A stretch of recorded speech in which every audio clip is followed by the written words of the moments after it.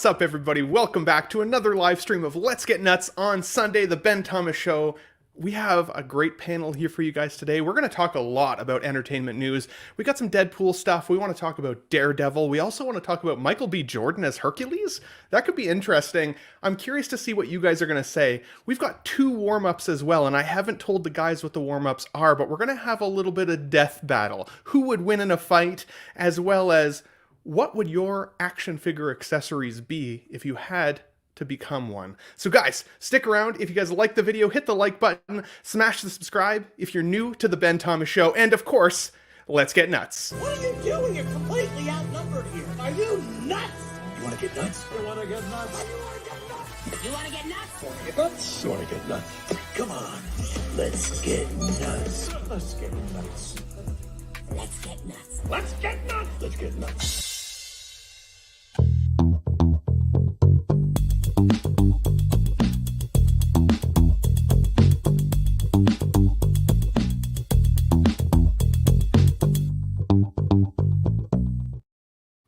Alrighty, first up, of course, we have, some might refer to him as the Dream. I like to call him Dean the Dream Martin, here from Collecting Weekly on Let's Get Nuts. Good to see you, buddy. How are you? What's up, dude? Was that a new intro? It was a new intro. You like it? Bro, how long did it take you to find all those instances of Let's Get 4 Nuts? hours. It took me 4 hours to cut together 14 seconds. That sounds crazy. But it was fun. How'd you find all the clips, though?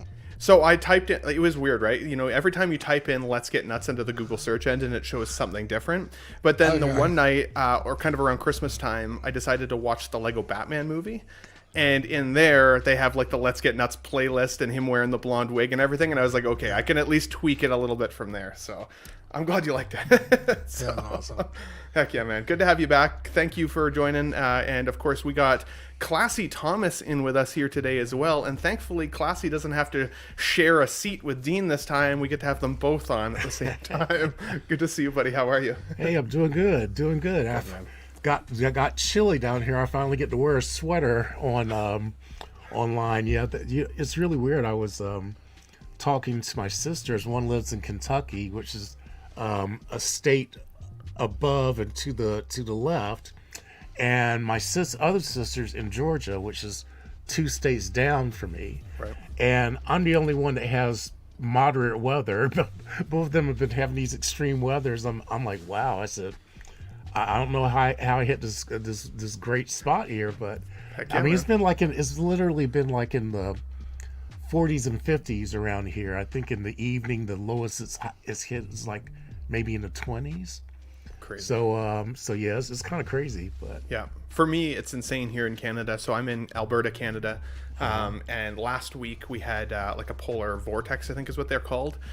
For me, it went down to minus 45 degrees Celsius, which is somewhere in the minus, I think, 48 degrees Fahrenheit. Like super, super cold. I'd be out, trying to roll a joint and stuff, and like my fingers were just like absolutely frozen. Horrible, horrible times. How do you even live like that? Oh my God. It's one of those like your nose hair even freezes. When you walk out the door, it's immediately frozen, which is awful. So, but I survived it. I stayed inside quite a bit. Stayed warm, lots of blankets. So I am here. I am not a snowman, and Classy, I appreciate you being here, buddy. Thanks so much for joining. We've got Money Mendez from Instamade Media over with us here. Eddie, how are you, good sir? How you doing? I'm hanging in there, man. I'm hanging in there. It's a rough Sunday, but I got my coffee and I had a snack and I'm ready to chill and hang out. Good to see you guys. Yeah. You know what I realized? I haven't had a ho yeah from Dean in a long time, and I feel like I need a ho yeah to help me out this Sunday. Oh, yeah. There you go. Oh, fuck. It's awesome. Good to have you here. Eddie sent me a message in the private chat about 15 minutes before the show, and I was like, all right, boys, let's get nuts today, like, like high energy. And he's like, I don't know if I'm going to be able to get that nuts. I'm really hungover from getting 2 nuts last night. And I was like, I need you to rally, good sir, okay? I need you to rally. So he's here. He's here. Rally like Bane, dude. Rally like Bane. Yeah. Whoa.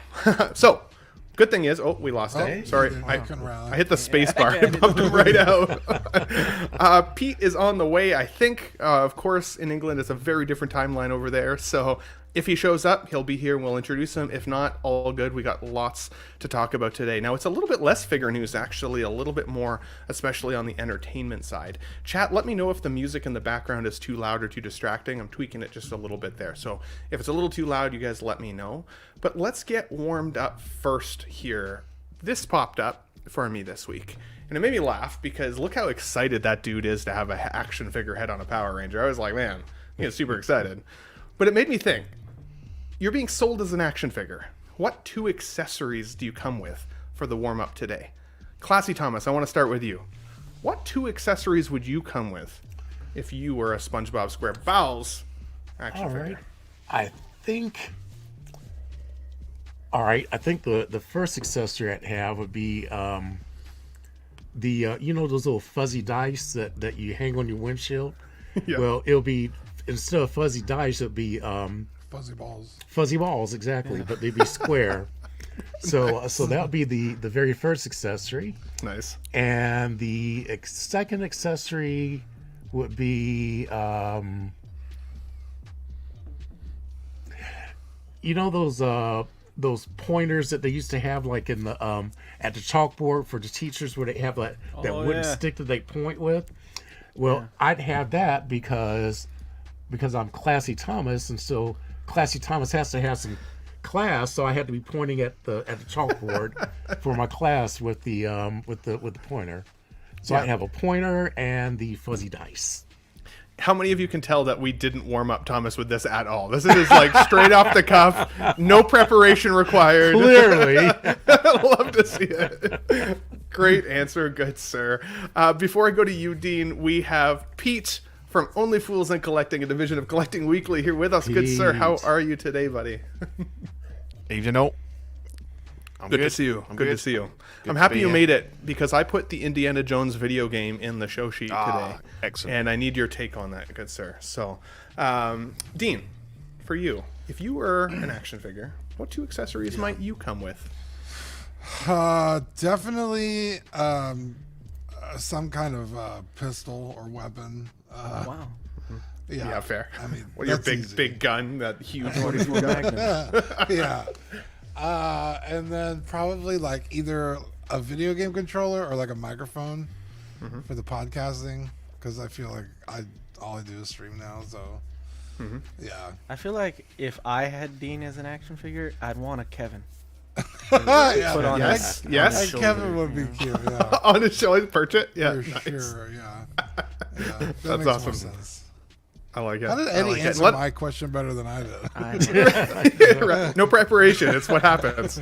Let us know in the chat, guys, too. As I'll read out some of your answers if you'd like. What would your action figure accessory be? Eddie, what about you, buddy? What would you come with? I'd be curious on this one. A stogie? I feel I don't. A I don't Peaky think Blinders so. hat? Probably a beer, whether it's like a beer okay. bottle or like a mug.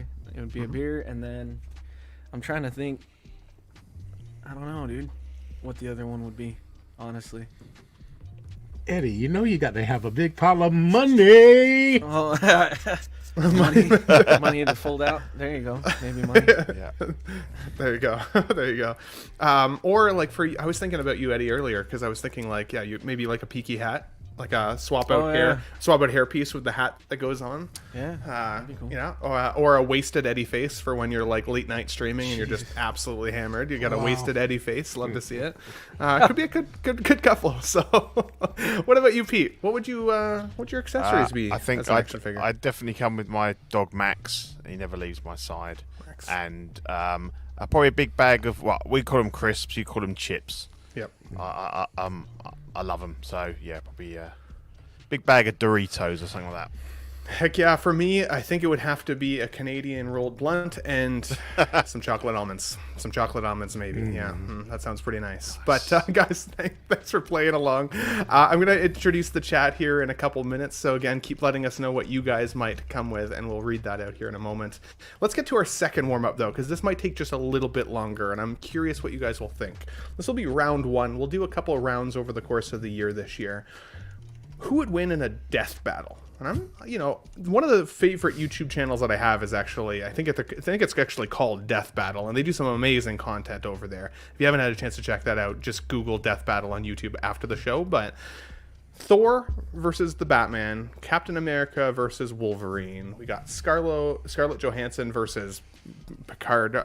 He looks like Picard, but I think it's Professor Xavier. It depends. If it's Picard, probably she wins. But and of course, you can see all the rest of them. So for me, I think I will choose Thor would win, Wolverine would win, Xavier would win, Superman would win, Gal Gadot would win, because she's just obviously Gal Gadot.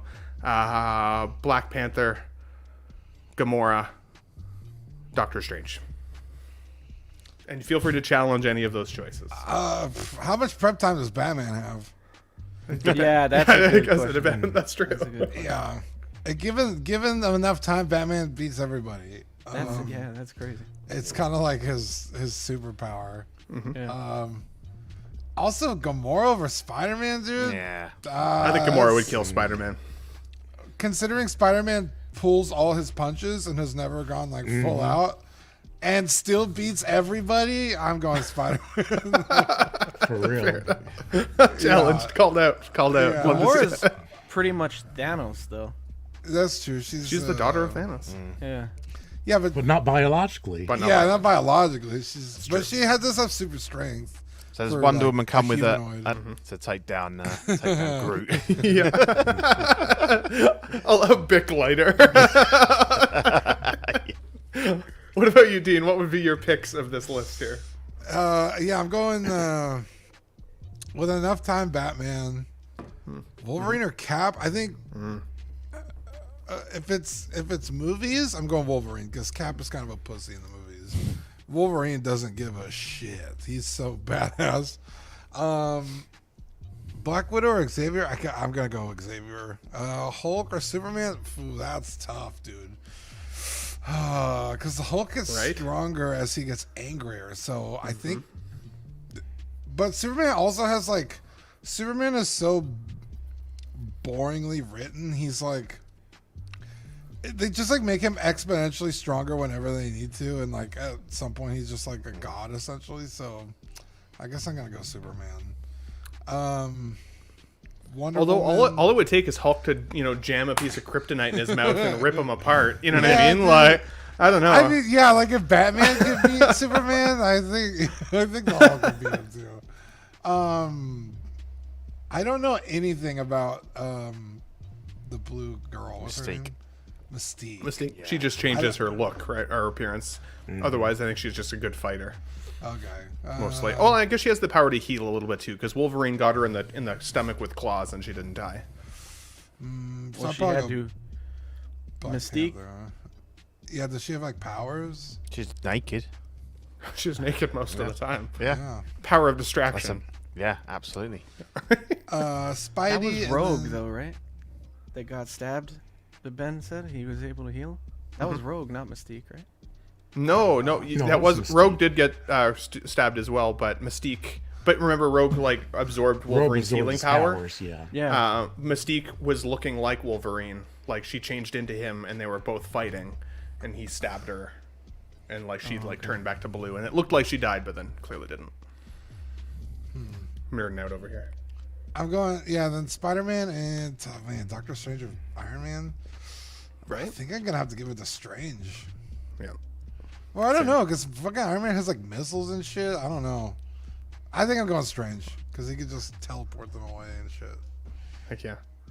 What about you, Thomas? What about your thoughts there, good sir? What are you thinking? I'm pretty much with you and Dean on this. I don't have any challenges. The two that I was going to challenge were the ones that Dean challenged. So of course I think Spider-Man would just whoop on Gamora because he is so.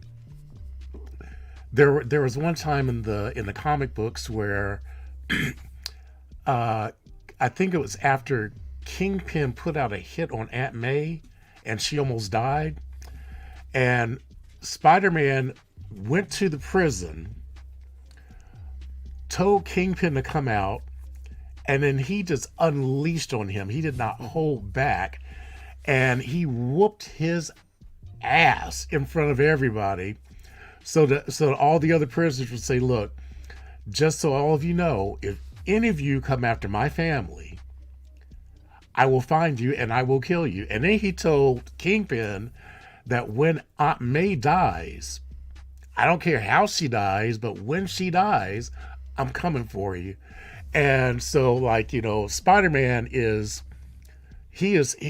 they've really nerfed him, because in the comic books, I mean, he's almost nigh, I mean, his powers are so exponentially strong, it's ridiculous. I do agree, of course, with Xavier. I don't even know why they put Widow against Xavier. I would have put him Seems up like against a weird choice. I think it would have been better to put him up against another telepath. Yeah. But, Dark Phoenix. Well, I thought you chose these pairings, Ben. Nope, no, I just pulled them random off the internet. I did a randomizer. And I think that, you know, I had not thought about the Hulk beating Superman until somebody brought up the whole thing of kryptonite. But didn't they recently, I mean within the past 15 years or so, didn't they change it around where Superman is no longer he doesn't have that vulnerability to green kryptonite? I thought they changed they changed some of that around, and I haven't heard it. I got confused. I mean, but you know, Superman needs kryptonite. He really does, because if you don't have kryptonite, then he can't be beaten. Mm-hmm. So he's got to have some weakness, and so I do like that. And Panther Mystique, Mystique doesn't really have a healing factor. I think she just bound up her wounds, but however, Mystique has been around for a long time, because I think that she's like hundreds of years old, because she was around, I think that Azazel and she got together, and basically that's why she's Nightcrawler's mother. And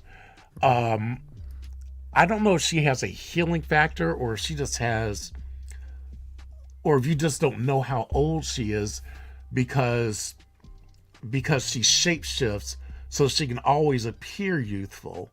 But I don't know. So but I still think the Black Panther just could unleash on her, and he could still whoop her. So yeah, everything else I think I would agree with both of you guys on.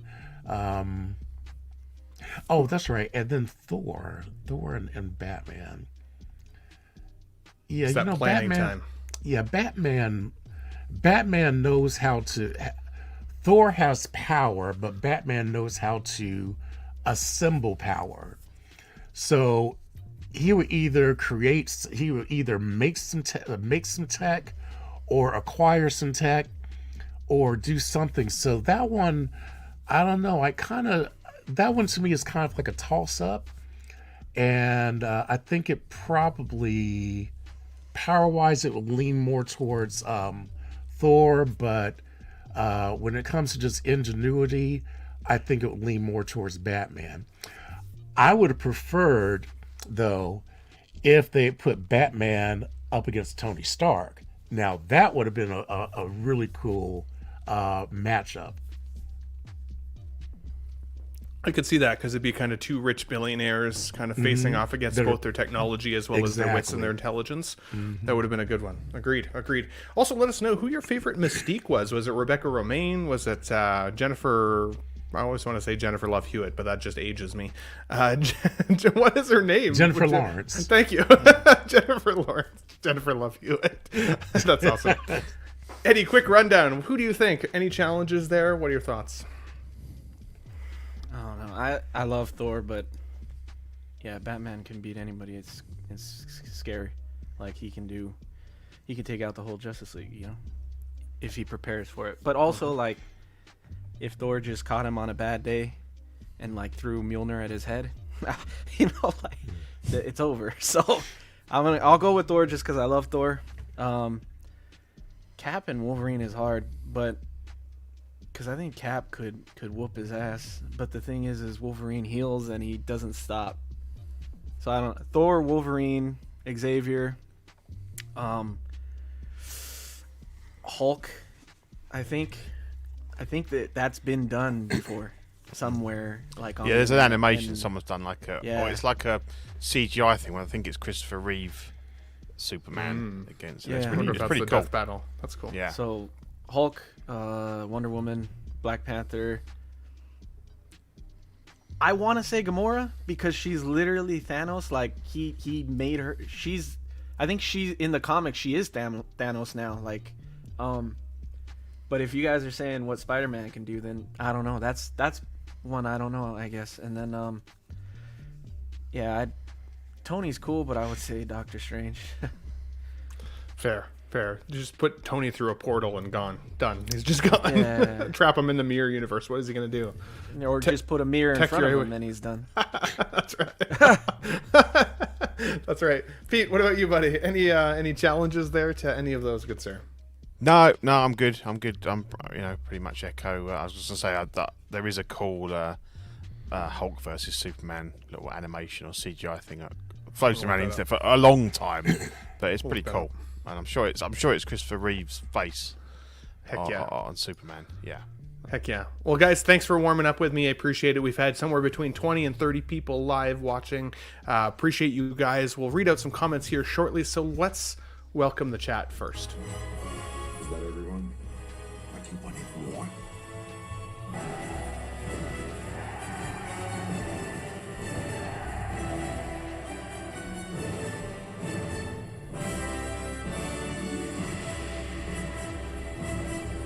Nuts!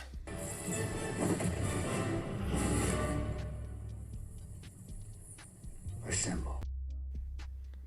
Great seeing everybody here. We've got Cylon in the chat. Hello, everyone. Let's go. We love to see it. We've got the Shiny says, hey, Ben, thanks for posting the link to the channel. I'm watching the video that you posted from that link. No problem, good sir. Glad you were able to find it. We got the Batman with a Grogu in the picture, which is unique, but absolutely happy to see you here. We got Toy Collector with 2 1s in the middle there. Collector, happy Sunday. Good to see you here. We got SG Collectibles. How's it going, y'all? Good to see you, buddy. Thanks for joining in. We got Shea Boy. Yay, he's back. Fuck yeah. Love to see it. Good, sir. Thank you for joining in. We got hello, all. Happy Sunday from Tyria. We've got X-Men Supreme. It wouldn't be a Sunday show without you now, buddy. Thanks for joining in. It would also not be a Sunday stream without King Dingaling, channel member in the chat here with us. We've got Ryan Smith in the chat. Hey, guys, we got Big Dog Pound 1. Woo! Love to see you here. Thanks for joining in, buddy. We got Aurelius Del Gato, as Dean would say. Good to see you here, Aurelius. Thanks for joining. We've got, who else here? We got Mike Latoris in the chat. He says, let's nut. Let's nut. I love to see it. We've got, so many good people here already. Collector Obsession in the chat says, hello all. We got 12-inch Moose Stream channel member here with us. He says, hello community of collectors. Ben, glad you got the fig safe and sound. I did. I got an Alfred and a Scarecrow from 12-inch this week from the McFarlane line. Really, really cool figures. I would say for sure the Alfred is by far my favorite. He comes with like a tray, like a serving tray with like teacups and everything. And so I've got him posed up right now beside Batman and Robin, looking like they're getting ready to suit up and leave the Batcave. And he's like, well, what about your tea? You know, Master Wayne sort of thing. So very cool. Got a vivid imagination, as you guys can obviously tell. So we got 6 Scale Mafia here with us. Good, sir. Good to see you here, buddy. Thanks for joining in to the chat. We got CM Chuck here with us as well. If you've missed it, go check out the Friday show on the Collecting Weekly channel there. They have great movie chats there every Friday night with those boys over there. We got Eclectic Collector here. What's up, everybody? Let's see here. SG Collectibles, a 1/6 scale collectible, and a knife for my accessories. Love to see that. X-Men Supreme says Mystique versus T'Challa could easily go either way. I could see that 100%. 1-6 Fix here in the house. He was working on his cabinets. I said, you want to join the stream? He said, no, I don't like you very much. And so he decided to stay out of the stream. But he said hello either way, and we love you, buddy. Glad you were able to pop in. Have a great Sunday afternoon. We'll get you back on Let's Get Nuts here pretty soon. We got Figurecraft here. What's up, fellas? Make sure you go follow Figurecraft's Instagram. Really, really great pictures over there of some 6-scale collectibles. And then we have the channel member Sith Scale Collector here with us as well. It says, listening on the road, trying not to nut and drive. Oh my goodness. Yes, for sure. Money Manta says, I hate Jennifer Lawrence. Oh, Jesus, that's rough. I don't know why. I just, as an actress, I don't care for her very much. I definitely like Rebecca Romaine more, for sure. That's me. But we got Jazzy in the chat with an AO. Good to see you, buddy. Thanks for jumping in. And then, of course, channel member Pete Cass, a panel member himself, with a tough nut. Now, of course, really quick business side here, and then we'll get to some entertainment news. If you guys are interested in becoming a Tough Nut channel member, these are some of the badges that come along with that membership. Most of us now are in the Bat Nut Begins category, but some of us are up-and-comers even still. If you're interested in joining, it's $1.99. Nothing crazy, but then you get some cool emojis as well as these channel badges. Dean the Dream Martin is actually the guy who designed all of these, and I've got him working on a couple more as well. Dean, I was thinking the Nutbusters might need to be one, and some more. So we'll talk. But lots there for everybody if you're interested in becoming a member. These are the members right now, guys. We're pretty darn close to having paid for StreamYard. Dean also actually gave me a new StreamYard logo.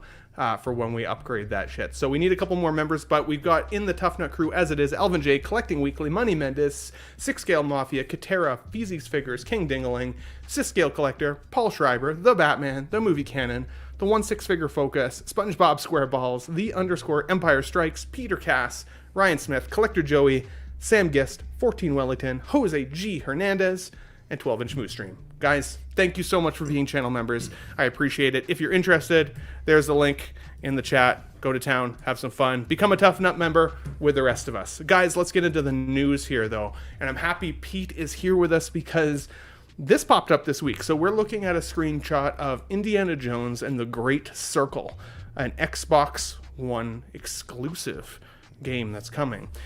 And I will say, I actually thought that the trailer footage was pretty good. And I'm going to pull up the trailer footage here in a moment. But my first thought watching the trailer was, I'm a little bit disappointed that it's first person. I turned my camera off. I'm a little bit disappointed that it's first person. For an Indiana Jones game, I think I would have preferred it to be more like an Uncharted game, where it's third person. You can see the character. You can see over the shoulder if you're shooting or whipping. For that first-person look, I think that would take away from it a little bit, but some of the puzzle elements of the game that they've shown could be cool in first-person as well, so I'm kind of lukewarm. Now, I'm a PlayStation guy, so if this game ends up being like one of the coolest games out there, I'm kind of like, fuck, do I get an Xbox now? Like, to play one game? Like, I don't know if that makes sense. So, Dean, I want to start with you, buddy. Have you had a chance to see the gameplay trailer? And I'm going to pull it up while you chat. And what are your thoughts about just Indiana Jones as a character for a video game? As a character for a video game, it just works, right? You got Lara Croft, Tomb Raider, Nathan Drake, Uncharted.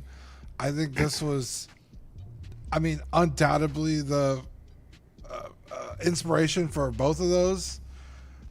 And the fact that it's first person is kind of lame. You're not going to... Well, not that you're not going to be able to enjoy the visuals, but I don't know, just seeing the character on screen instead of hands just adds to it, I think. Totally. So that's a little disappointing. But, yeah, I don't know. This whole thing is just kind of lackluster. Like, it doesn't look like it's very well polished, and it's still early, so maybe they'll kind of fix it up a bit. But I was kind of like, okay, well, I don't need an Xbox, so I'm good. For sure. I think it looks a lot like young Indy. Like, I feel like the animation looks pretty solid. One of the things it's not more the gameplay. It looks very jank. Yeah, and we'll show some of that here in a second. I will say, like, it gave me kind of that indie feel, like with the music and like kind of the adventure pieces and stuff. I also really didn't understand what the name of the game was until I watched the trailer, and then it kind of explains it a little bit. So something to look at there as well. But fair enough, Dean. Pete, what do you think of this trailer footage? Have you had a chance to see this yet? Yeah, I have seen it. I'm interested just because I think I've always wanted an amazing Indiana Jones game, and as you've rightly pointed out, I think that the Tomb Raider and the Uncharted kind of models would have been perfect for me to have a third person over the shoulder, because I think you want to see the character on screen, and also like if there's a lot of jumping and climbing and stuff like that, that doesn't really work quite so well in first person, I don't think. The puzzles are fine because obviously it's just giving you a more an unobtrusive view of what you're doing, but it seems to cut in and out between different views. But it almost looks like it's first person until like a cutscene, and then exactly. it shows you the character when it's working.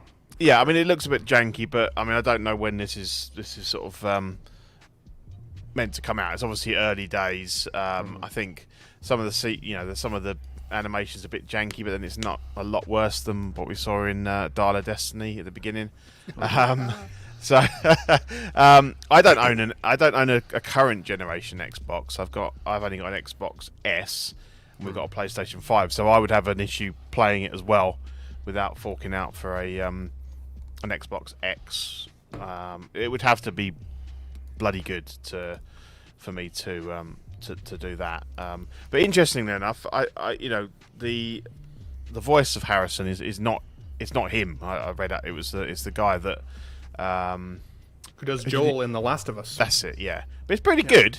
I'd say it's pretty good. I could have been convinced it was Harrison, but then I thought I don't think he'd do it, to be honest.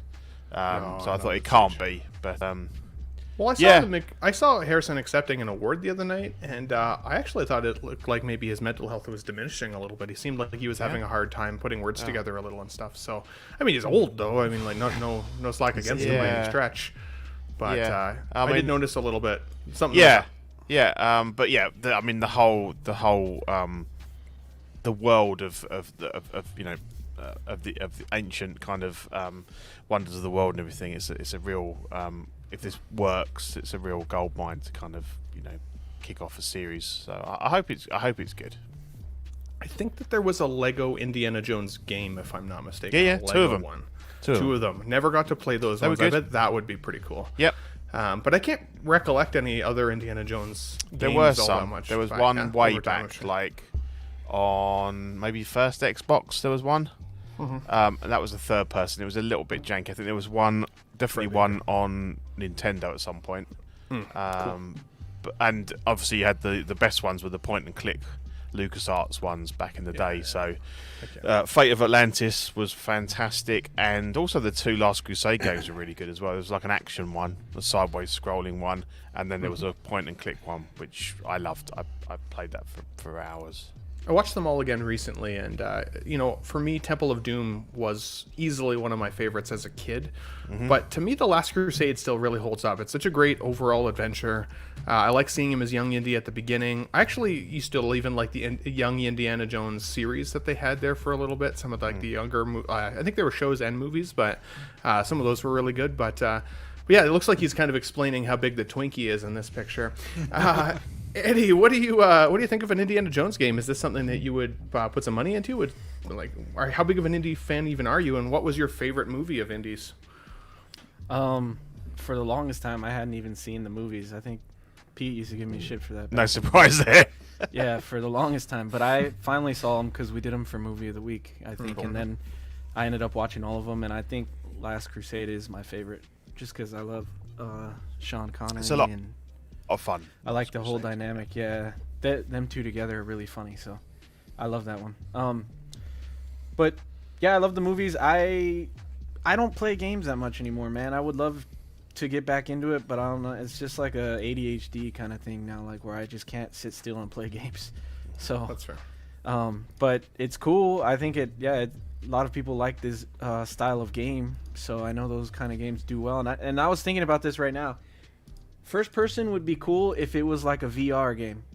If this was like a VR experience where you could I don't know what Xbox, what's their version of VR. It was it started with a K back before. It was like Connect, was it?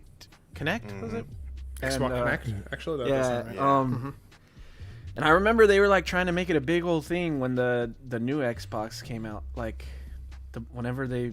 it became the black Xbox or whatever. But anyway, yeah, I thought it would be cool in first person if it was like a VR kind of a thing. That would be pretty cool. But I don't know.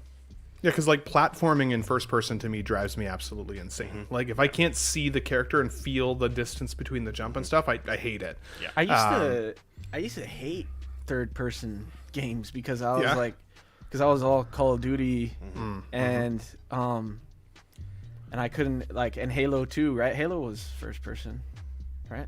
Yeah. So I used to think third person is weird, but definitely for this style of game, I think third person would be better.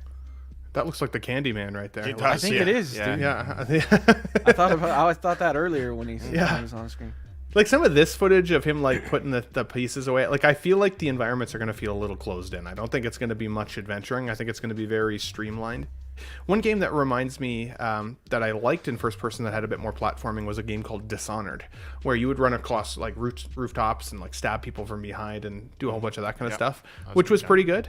I do like that you'll see Indy at least a little bit with some of the cutscenes here, but on the other hand, I think it would be cool to see it in third. What do you think, Classy Thomas, before we move on, of the Indiana Jones either trailer footage we're looking at here or even just the concept? Do you have a favorite indie movie?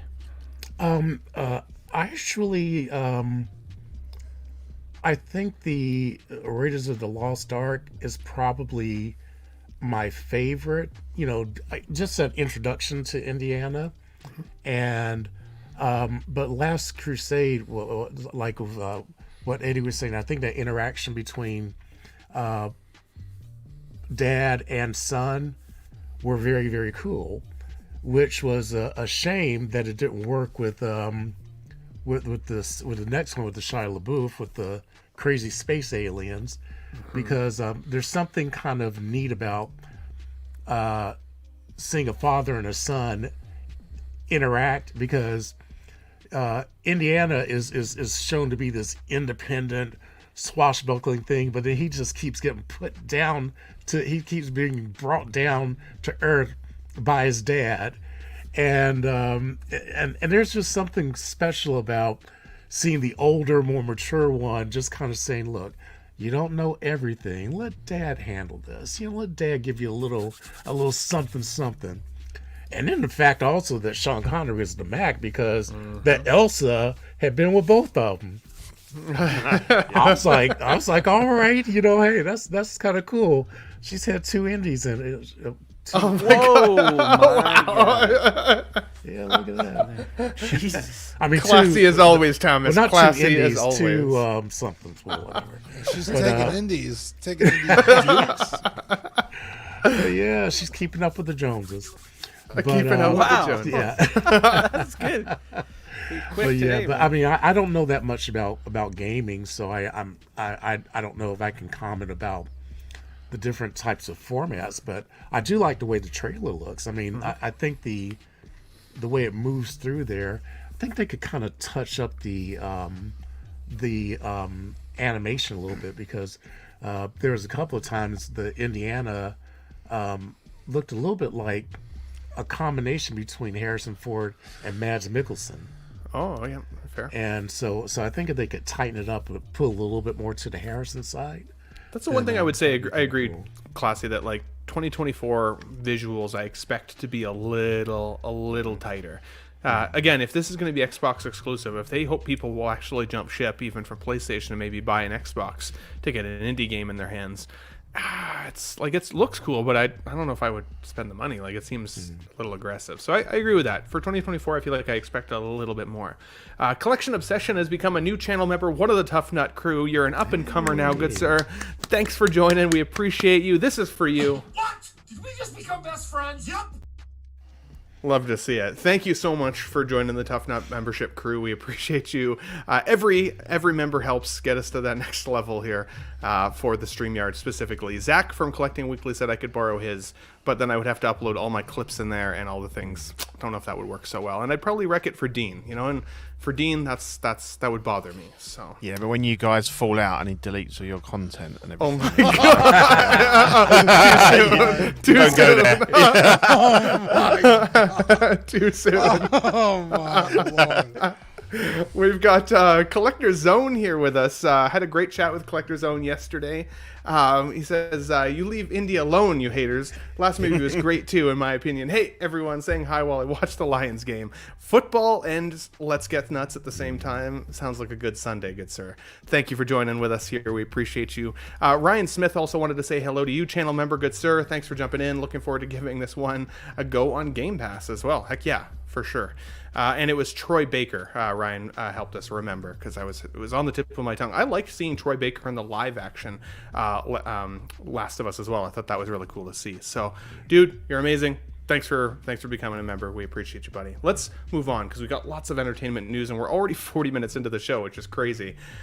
This came up this week. So Tatiana Mansley, I think I want to say is her name. I have a hard time with her last name.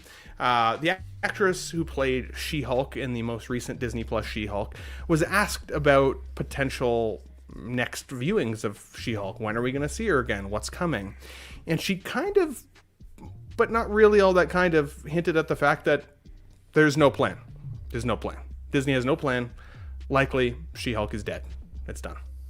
So I was a little disappointed because while I didn't think that the first season was amazing by any stretch, I thought that they did Tatiana a little dirty there. I felt like she did the best she could in that role. I thought she looked great as both like her human self as well as her She-Hulk self. I thought she was gorgeous.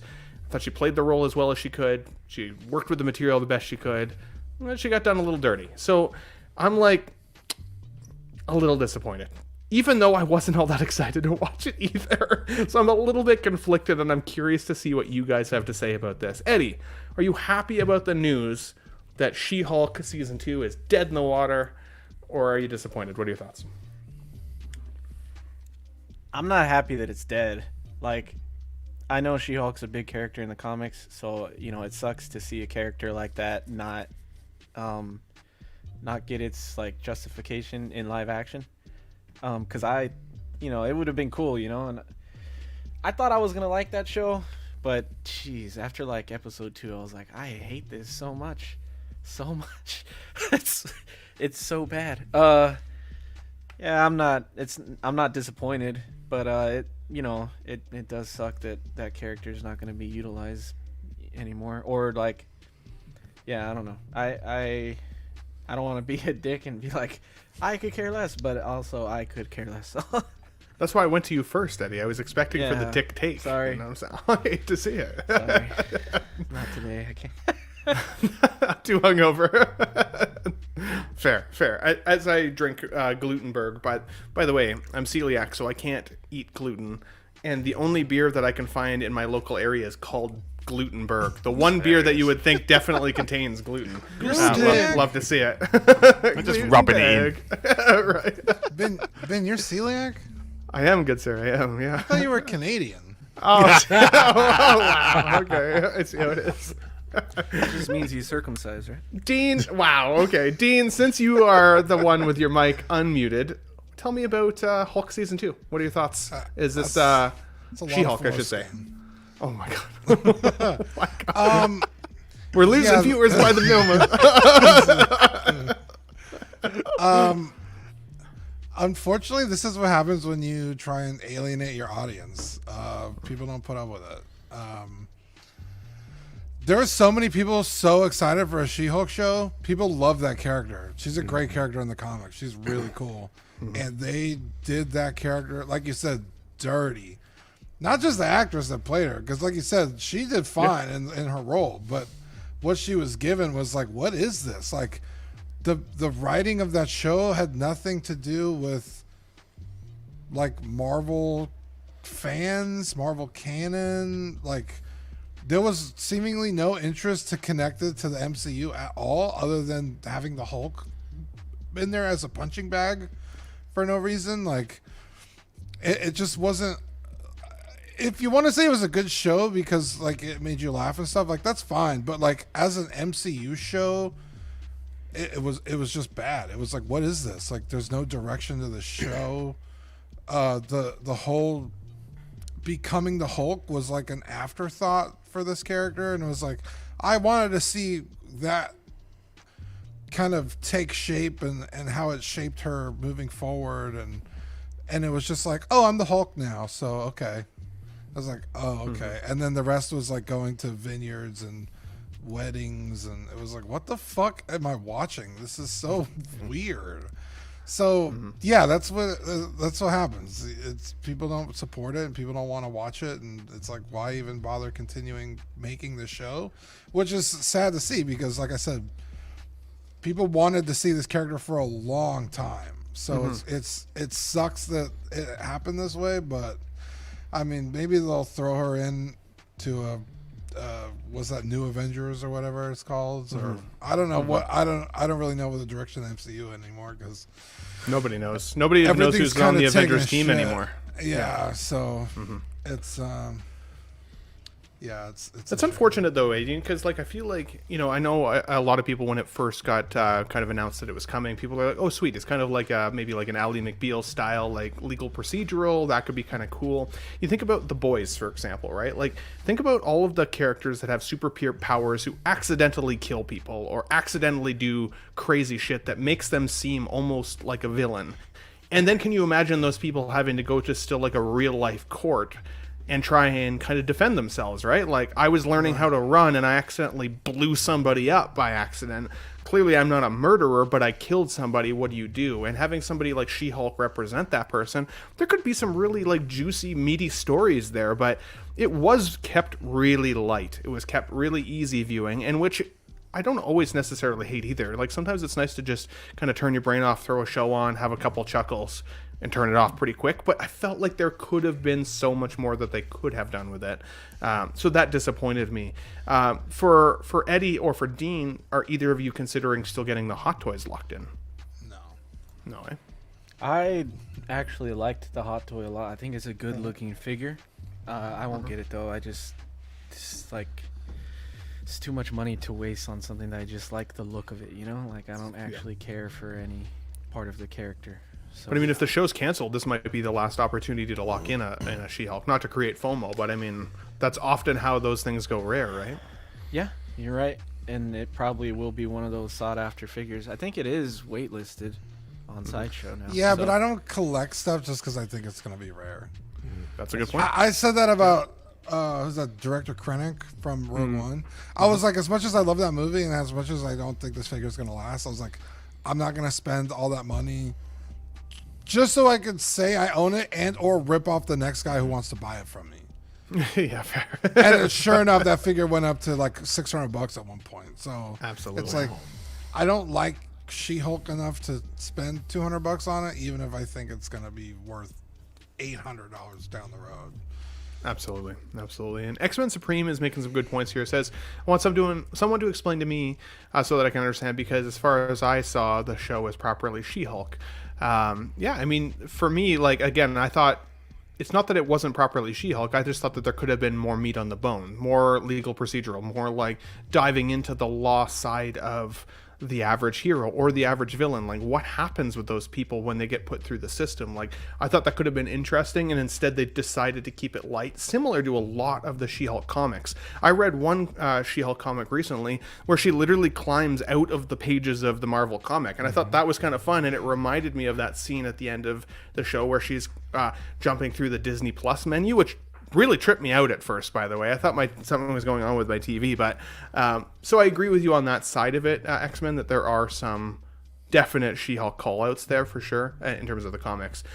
She twerked isn't a valid strike against the show. I'm not interested in surface level arguments like that. I don't think any of us said that, but I have seen a lot of people say that. Oh, fair enough. I said it in the comics as he was replying to me. But it's a surface level show. I mean, that's all the show was. It had no depth. So I can give a surface level argument for a surface level show. Like, she didn't just twerk. I mean, there's the Wrecking Crew is a big part of the fucking comics, and they just wasted them. Like, they threw them in there for nothing. Yeah, just to say, hey, look, we know what we're doing. The Feige robot, the whole thing was a troll against their own fans. I feel like they knew that the show was gonna suck. So it's like, I know that some of the fourth wall breaking or whatever is to the comics, and I know Similar it's to like Deadpool. a certain writer, a certain writer wrote her in a very comic way. And I guess they tried to stick to that specific writer, but it still wasn't good writing. So, I mean, in the first episode, she's like, Hulk is like, how can you control your transformation so easily? And she's like, because women are just naturally able to deal with anger better than men. I was like, I hate this show, man. It's like she's like, oh, I get catcalled on the street, so I know how to control my anger more than you do, Hulk. It's like, okay, the guy whose wife or lover died in his arms, who was on the run from the fucking abused government by his father. Yeah, and then I had to be in hiding for decades alone, trying to control. Yeah, it's like, okay, you get catcalled, so all his fucking traumas are immediately just discounted, and then every single episode is man bad. It's like, we're the ones here trying to buy your product. Why are you fucking yelling at us for? We wanted this. That's fair. That's what I said. This is what happens when you alienate your audience. It's like, and there are some people that liked it, and that's fine. But, majority of people didn't like what they were, I am still really tempted to get the Hot Toys, though. I do think she looks amazing. I think it could look really cool in the collection. Shiny says, X-Men Supreme, what if you're epileptic and the sight of powerful green jiggles causes seizures? It's always possible. She was could hot, be like dude. I'll give you that. Dude. She was pretty sexy. Yeah, I thought it was funny to see her twerking, but it's also okay, we're not talking about the. I know, I'm trying. Yeah, Dean, I'm like that, dude. It's so unself-aware, the show, the writing. It's like she's like, oh, I want to go on dates with handsome men, and then she's like, I give ugly men a shot too, and so she goes on all these dates with like these, classically unattractive guys. And she's just like, ew, like this sucks. one looked exactly like me. I was Then damn. then when she's the She-Hulk and she gets the guy of her dreams, when he wakes up the next day, she's like regular Tatiana, and he's like, ugh, I didn't want to be with you. I wanted to be with She-Hulk. And she gets all butthurt. It's like, that's what you were doing to the other guys. Like, what do you mean? Like, now you got to taste your own medicine. It's a problem. And this guy's a bad guy, but you've been doing it this whole time. It's just like so terribly written. It's like, you want me to like this character, don't you? But she's such a fucking Dean, men can do no right. These days. Yeah. Which is, because and then like another thing where they're like, She-Hulk. She's like, it's a little derivative. It's like, you mean like your powers that you got derived from your cousin? That's the fucking point. Well, the point is that you're It's all just like- Hulks. You got Red Hulk. You got Master Hulk. I mean, they're all Hulks. So you just happen to be She-Hulk. the She-Hulk. Yeah, that's right. Yeah, it's just like the people that were writing it weren't like, I don't think they were fans of the property. Yeah, probably not. It's Well, like they had bullet points, and like he said, it was like She-Hulky enough that I was like, okay, sure, but like like Eddie said, it was so surface level. It's like, But during the Chapek era, a lot of the shows were I think were kind of driven by Chapek's thing about, let's put out content. It was all money driven, not character driven, not creativity driven. And I think that Bob Iger is now trying to move things back to the creativity side again, which is, that's the reason why the MCU was so popular in the beginning, was because the creators, the creative side, were the ones who were making this because they had a love for the intellectual property. So, I mean, I agree that it was a light show. It did give me chuckles. I didn't hate the show as much as everyone else did, and I'm definitely getting the She-Hulk figure. Nice. But it's because I am a fan of She-Hulk, not because I'm a fan of MCU's She-Hulk. So for me, like whenever I get one of their figures, it's because I'm a fan of that character, and I'm glad to finally have a 6-scale representation of it. It doesn't always for me equate to the MCU. I find that I'm able to divorce those two sides when I'm picking what I want as a figure. But there's a part of me that kind of wishes that a more creativity driven season 2 would be up there, but I think that would be such a contrast between 1 and 2 that it might be I don't think people would give it a chance. And so I think it's, for me, is maybe better, since they've introduced her as a character, let her show up in the movies, let her show up with some of these team ups. I mean, she could show up as an Avenger. I mean, she was a member of the Fantastic Four for a while. So there could be ways to plug her into other existing properties, but it's a shame that they really did not listen to the listeners, because it really was a man bashing show. I mean, clearly it was, and I didn't even feel that man bashed, to be honest. But I feel like if they were trying to create a little bit of depth with the out of the box thinking, put yourself in her shoes type of feel, I felt like that was also almost too light. Like they didn't go deep with it either. So then it did feel a little bit like that, which is annoying, for sure. But I like that you were able to distinguish, Classy, that you still like the character, you still like the figure, like that's still something you'd be interested in collecting, even if the show wasn't perfect for you.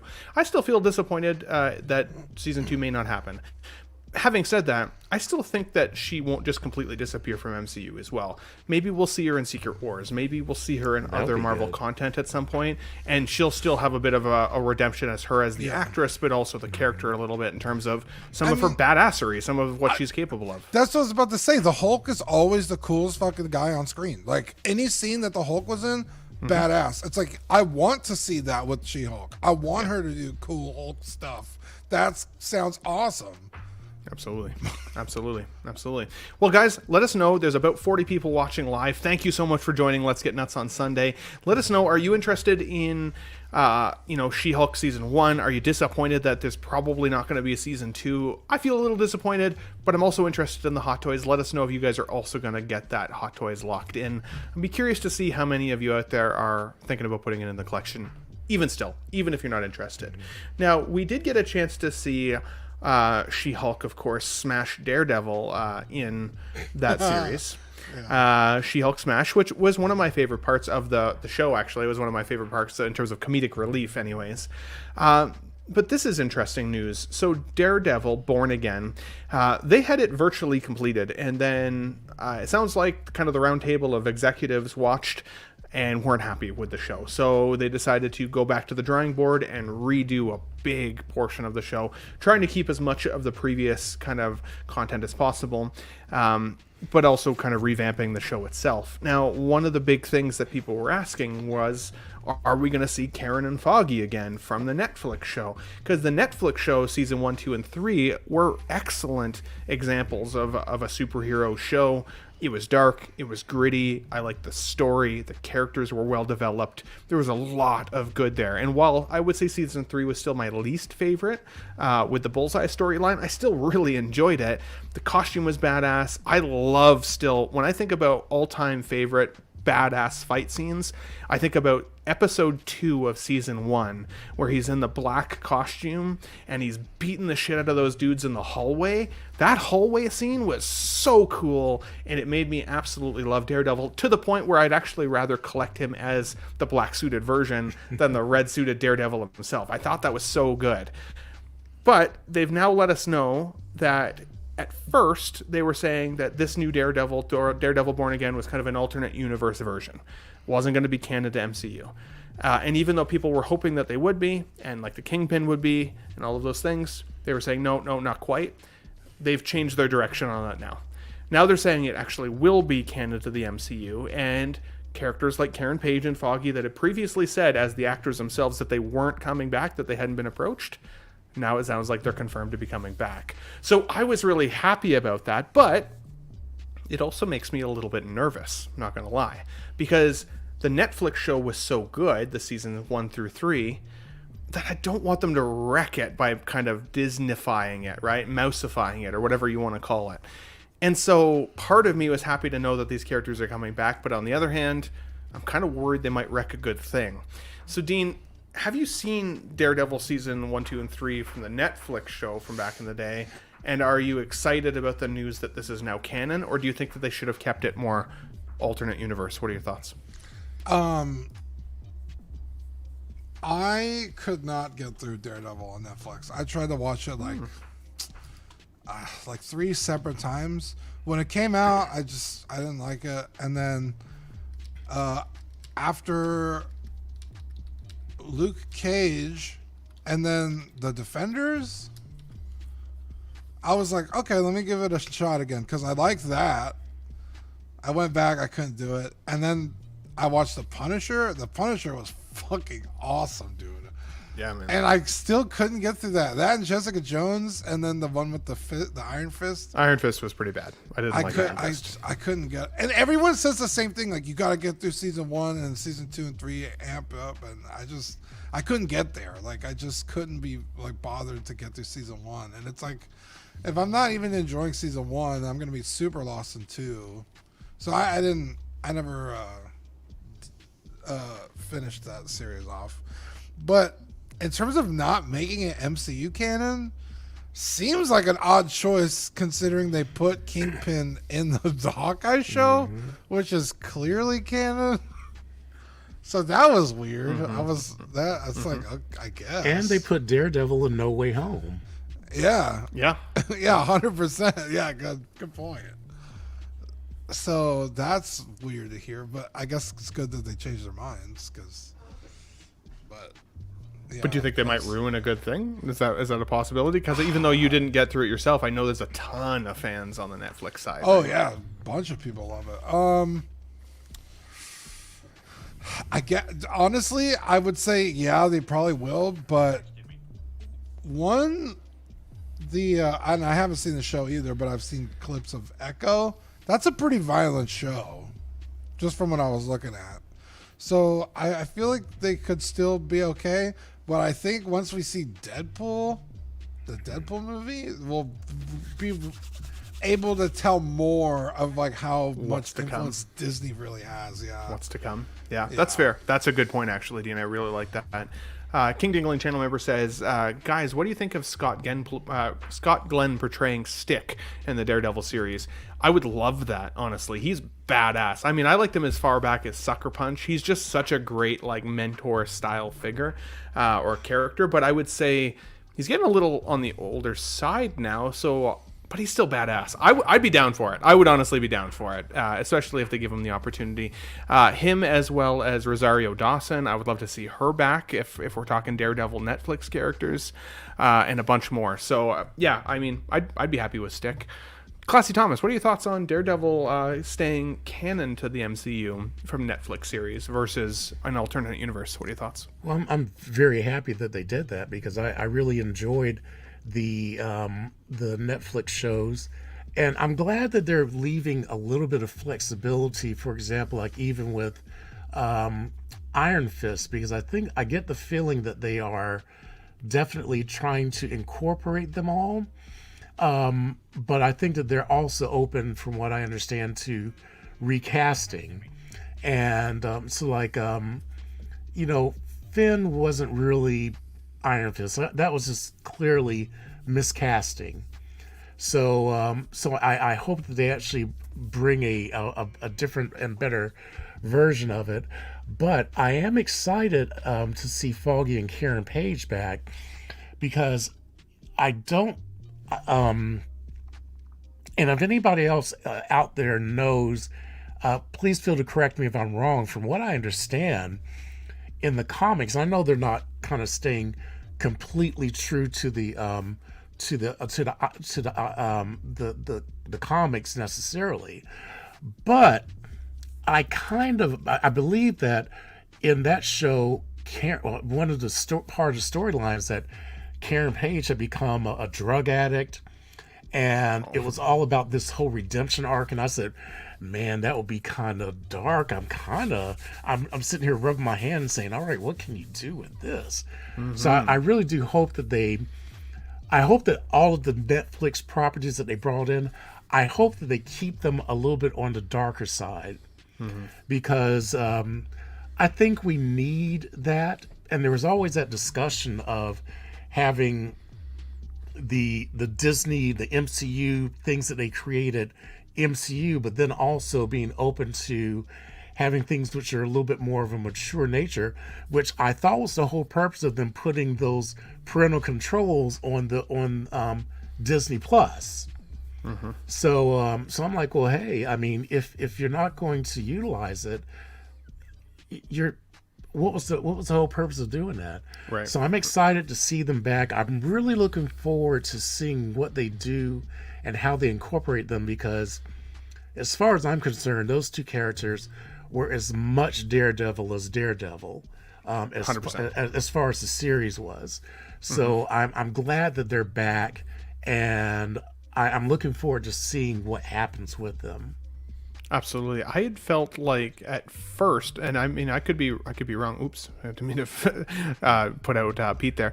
I felt like when the show on Netflix was going, everybody hated Karen Page at first, and then when they said she wasn't coming back, everybody lost their mind, and it was like, what do you mean Karen Page isn't going to come back? Now, obviously, she gained popularity the further the shows went along, but I thought she was great.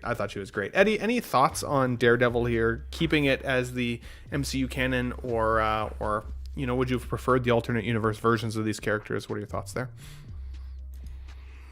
Yeah, as far as I'm concerned, they already ruined him. So, they ruined him in She-Hulk.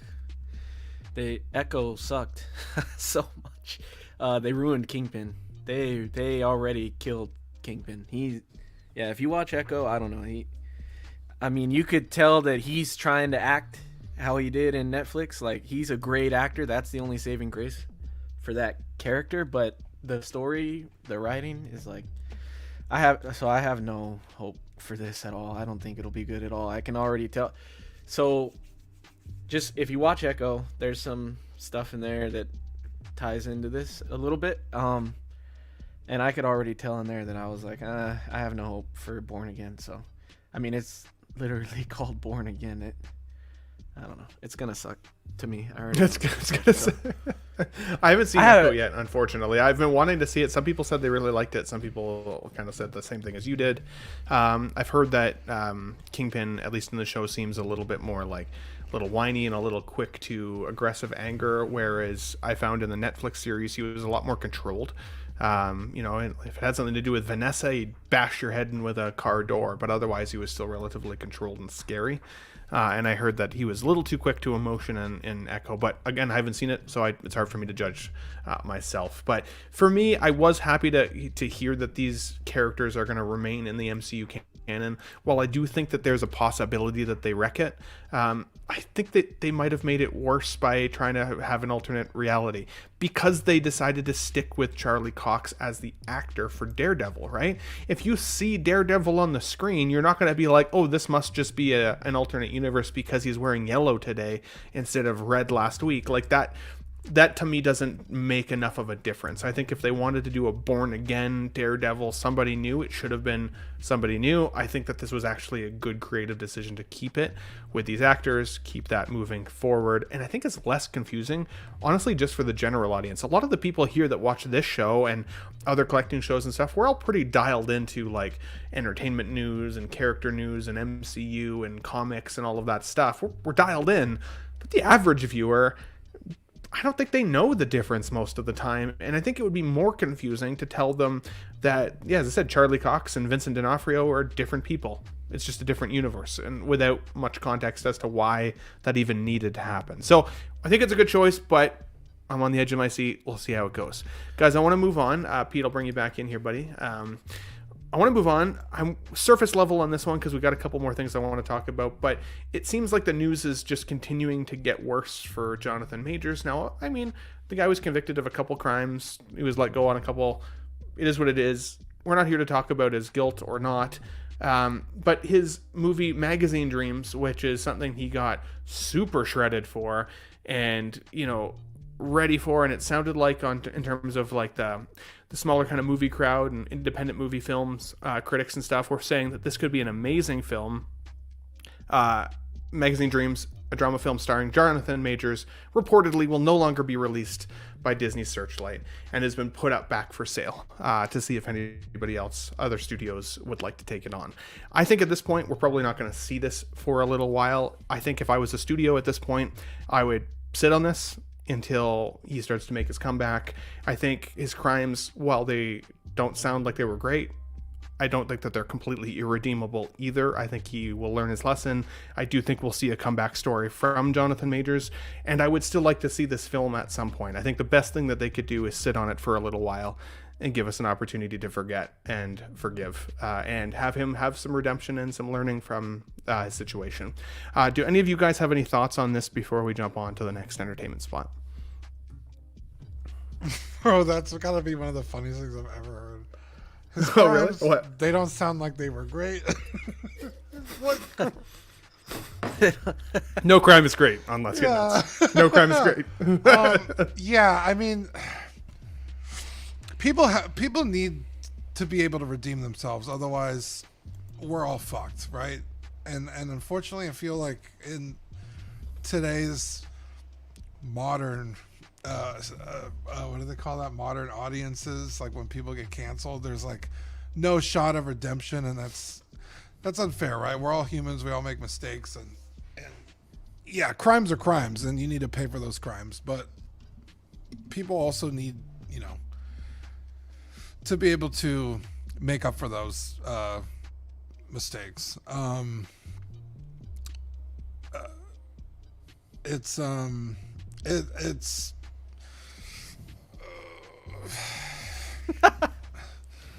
It's painful. It's painful.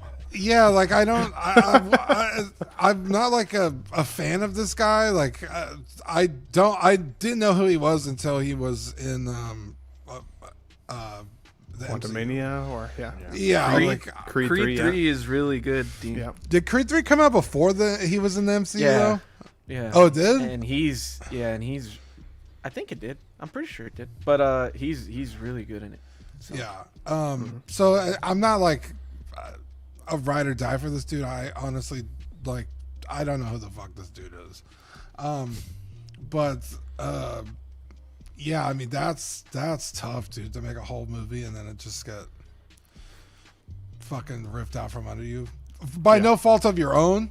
And it's like, bro, I mean, that's how many people were depending on that movie. Well, that's the Cast thing, and right? Crew, the Yeah. people working behind the scenes and editing. It's not just him. So a lot of people got fucked. That Yeah, sucks. Absolutely. I kind of think that anything that's already been made, or shouldn't be. I know Disney are just trying to wipe their hands of anything that's not 100% wholesome. But as Dean says, there's a lot of people relying on that, not just the big star. And the fact it's already been made, most of it shot before he was found guilty of whatever. I understand them dropping him, not wanting to do anything more with him. But I think, obviously they're trying to sell it off. I'm sure someone will pick it up. Mm-hmm. I'm sure somebody will, but even if they do, I think they'll sit on it for a little while until he starts coming back.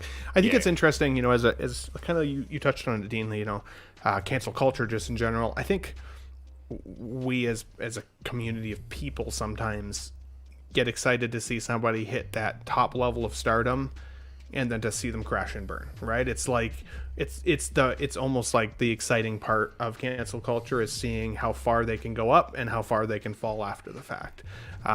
Even when RDJ went through his legal troubles and all that stuff, the internet and social media and stuff was just not what it is today. It just wasn't. And so if RDJ had done those types of things nowadays, would he have got an opportunity to come back? It's hard to say, because it would have been on everybody's TikTok, on everybody's Instagram, on everybody's Facebook, on and on and on and on. And it would have made it harder for us to forgive and forget, I think, up to a certain extent. Again, I know you laughed at me, Dean, earlier. You know, the crimes he committed are not great by far, and I don't support him in that sense either. But they could have been worse, and I hope that he learns from it and gets an opportunity to come back. Did any of you guys buy this hot toy? Is this something like, or not the hot toy of this character, but I mean obviously the Kang that was available? I have it on pre-order, so yeah. I'm still getting it. But you know, the thing about this also, the one thing about redemptions is that Disney needs to be a little bit careful, because Disney and Warner Brothers both kicked Johnny Depp to the curb, only to find out later that, you know, things weren't as were purported, and now he wants nothing to do with them. And he was a big moneymaker for them. So I think that sometimes you have to, I think sometimes it might be worth it to just sit, let the, you know, after things have been mixed up for a while, let things settle and just see where things go from there. You know, maybe pull things back and maybe say, well, let's take a look and see what things look like a year or two from now, and see if things are still the same. Because while I do agree with the whole Me Too stuff and everything like that, is not to say that everybody who claims to be a Me Too person is always telling the truth. Sometimes men get railroaded, just like a lot of times women become underreported. And there are even men who are also on the other side of the Me Too thing, where they're also being I'll say SA'd, so I don't mess up your algorithm. Thank you. But but yeah, I think that sometimes it's worth it to say, look, we have a working relationship. This is an actor that I mean, unless you just hate him, and in that case, why'd you hire him? But if you really liked him and respected him, maybe it's worth it to kind of just sit on it for a while and just say, let's let things settle and see where things fall. And if it looks like it's not going to work out, maybe we need to part ways, and if not, maybe it's a time where we can move on with it. Because I also believe that there are times for redemptions, but it also gives you a chance to find out where the truth lies. Because there was a lot of sus stuff happening with that lady.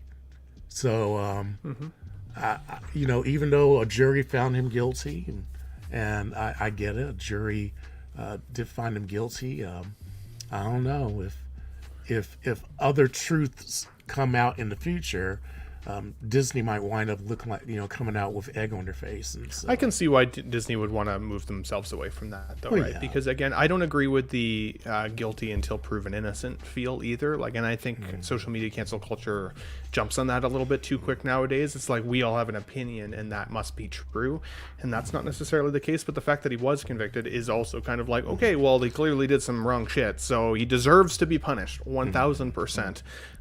Thomas, but do you yeah, think I'll be that serious. figure's still going to come out? say what? Because do you think that figure's still going to come out? Because if Disney are cancelling this movie, then I know it's a Hot Toys toy figure, but obviously Disney is the license holder, and they're the kings of this. Do you not think that they might pull the figure now as well? You know, all right. There's a possibility, if they're not going to move forward with anything more Kang. I think what might be more likely will be if they don't release this flat out the way it is, if they recast him, then they may actually go and redo the facial sculpts and things like that on the figure. I mean, I think that might be a possibility, but it's also very possible that they might just pull the whole figure. And if they do, then I mean, if they're not going to move forward with the Kang storyline at all, I wouldn't be surprised if Hot Toys pulled the figure and then I just get my money back. So. Yeah. Whereas, Pete, I think they actually still will put the figure out because I think they've already spent the money on it. I think the money's already been spent, licenses have already been approved. I think it's too far gone now to go back. Similar to why we still saw Gina Carano's character from Star Wars in Black Series scale and some of those. And we never got her in Hot Toys because it had never been announced as a Hot Toys option yet. But she still came out in other character form, right? And she got canceled by Disney. So it'd be interesting to see. But yeah, guys, let us know. Thanks for the positive chat there. Again, hard to talk about these subjects because it is very divisive. Everybody feels a little bit differently. I've purposely tried to not watch any of his legal footage because part of me just doesn't want to know. It's more to do with the movie character, the movies themselves that interest me the most. But let us know what you guys think. Do you think Searchlight will get this sold to somebody else? Do you think we'll see this movie anytime soon? Do you think it's destined to be lost forever? What are your thoughts there? Guys, we got a couple more pieces of entertainment news, and then we're going to jump into some 6-scale news as well. Can I say one thing? Of course. If they're going to still release a movie where Alec Baldwin literally kills a person... Yeah, actually killed somebody. And not release this, that's... I mean, I think that's probably a different studio, but, you know... Yeah, if it was the Mouse, I don't know if they would, but to be honest, but I agree that was a pretty horrible situation itself, right? So, slide we got up now for all the audio viewers, and thanks to the 45 people watching live right now. If you're just joining in, if you're interested in becoming a Tough Nut member, there's a link in the chat there for you guys. This is interesting to me. It says here on the screen grab, reported from Deadline, The Office's Greg Daniels is still working on sequel series to the U.S. version of the show The Office and is reportedly set to begin developing it soon. Writers are reportedly set to begin developing the sequel, and that will be, of course, like I said, to The Office. Now, for me, this is one of my favorite shows to just put on in the background on repeat. Like, there's something like a little bit addictive about it. Like, if you get it going... all of a sudden it'll be like 4.5 hours later and I'll still be having, the show on in the background. It's like as soon as that credit music even rolls, I'm like, okay, they got me for another one. I'd literally have to try and turn it off before the credits roll if that's the case for me. So I love The Office. And I have always enjoyed prequels and sequels if they're done well. But this is one that I feel like I don't need, to be honest. Now, there was a British Office. There was the American Office. They've had other versions of The Office before that have been successful. I'd be surprised if they didn't do a prequel that ended up being moderately successful at the very least. I think they would gain those interested votes, right? The people who love The Office now, they'd probably be interested to see what the beginning looked like, right? The start of it all. On the other hand, again, I don't really feel like I need this. So I was interested for you guys with this screenshot. Do you guys think that a prequel is something that you guys would be interested in seeing from The Office? And I'd be curious also, what's your favorite comedic television show that exists if it's not The Office? For me, I think it would have to be... oh man, The Office, How I Met Your Mother, or Seinfeld would be all kind of up there for ones that I'd watch on repeat. But Dean, I'd like to go to you first, buddy. What are your thoughts on Office prequel, and what's your favorite comedic series to watch? Yeah, I don't know about a prequel because there's a lot of backstory in The Office. Prequel or sequel? I guess it says sequel here in the. Oh, okay. Yeah. Because, we get a lot of backstory in The Office, like Michael's manager and people he looked up to and stuff like that. So it kind of puts them in a box if they do a prequel show. But, I mean, I don't know, dude. Like, The Office for me is a great show. I love The Office. But the second Michael leaves, I just start the show over again. Like, it just changes the dynamic of the whole show. So I don't really know if I want a sequel either. Like, it's like, I guess. But anyway, for me, it's actually because of The Office, Parks and Rec. Oh, Parks and Rec is a good one. Is my go-to. I love Parks and Rec. I've watched that show start to finish, like, I don't know, 15 times. Currently in the middle of watching it again. I cannot get enough of Parks and Rec. I also really love the show Psych. I believe it's on USA, but it is currently streaming Never on seen that one. Peacock. Okay. It's have you ever seen The Mentalist? No, I don't think so. The Mentalist is a show where a guy pretends to be psychic to solve crimes. The Psych is literally that show, but it's hilarious. It's amazing, and they like point that out in the show like several times. It's I'll put so it on the funny. list. You said it's on Yeah. Peacock? I'll put it on the list. It's amazing. Cool. Classy Thomas, what do you think? Sequel or a prequel to The Office? This specifically is talking about a sequel to The Office, but is that something you'd be interested in seeing from this group? Or do you think it's kind of done? And what is your favorite comedic series to watch? Okay. I don't think it's needed. I think that writers today, I think, have gotten very lazy. And instead of coming up with new properties, they rather go back and reboot, redo, make sequels, to things that they already knew were successful. And then when they do them, they just kind of fall flat to me. I mean, I haven't seen any of these reboots that has really, to me, set well. They all, I mean, they're all falling on the former success, but they're not really making anything new that would set them apart and make them popular on their own. So yeah, I don't think we need this. And then just like in this picture, I know that two of them at least. I'm not sure about. Is the actress who's there? Was that Amy Adams or who? What is her name? Because didn't she become more of a film actress? I don't know her name, but I No, don't that's think it's Amy Adams. It's Fisher.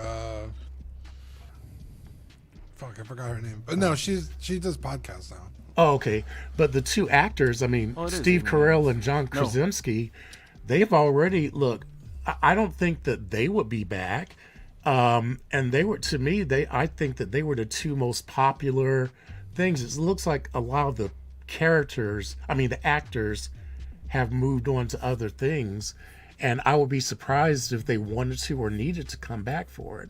So I don't think this is needed, but I would probably say that my go-to comedy that I can watch anytime and just be happy would be Living Single.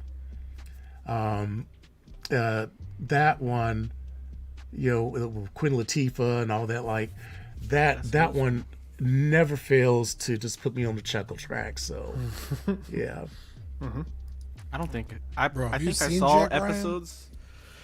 I think I've seen episodes of Living Single when I was younger, but I never watched the show. So Yeah. I As a matter of fact, Friends was actually modeled from Living Single. Yeah. The executives over at NBC were like, look, they said they were trying to come up with a thing. They said, we want a show like Living Single. And so they developed Friends using that as a model, which, kind of sucked a little bit because, Friends became enormously popular, of course, and they had really, really good shows and everything like that. But it would have been really cool if people could come up with their own stuff. I mean, Yeah. all right, I'm just as far as I get very frustrated when I see people redoing things and not doing them as well as the original. And I'm like, if you would just invest a little bit more time and come up with your own story, we might like it. But don't take something that we already liked and ruin it. And 100%. That's where I stand on that. But hey, that's just me. Somebody get Disney to come watch this stream right now. Watch it. Let's get nuts. We got Collector Joey here in the chat with a nut fun. Good to see you, buddy. Just so you guys know, I'll be on Cop or Drop this coming Thursday on Collector Joey's show. I got the invite. I felt like the bat signal went out and I had to accept. So I'm excited for that. But go over and follow Collector Joey. The man is on his way to 10K subs, let's be honest. At this point, he needs them all. Eddie, what are your thoughts? I saw you shaking your head when this slide got brought up. What are your thoughts on a prequel or a sequel to The Office, and what's your favorite comedic series? I pretty much agree with everything that Dean and Thomas said. Like, I don't think it's needed. You can go back and watch The Office. That's the thing with like streaming now. You don't even. Why would you do a sequel or a prequel to it when I could just go watch The Office? You know, so that doesn't make that much sense to me. It'd be cool to see like a reunion, like a 1 episode kind of thing where they talk about the show or something like that. I mean, that's always cool to see, you know, but I don't feel like you need a series. And then, like Thomas said, like, are they even going to be able to get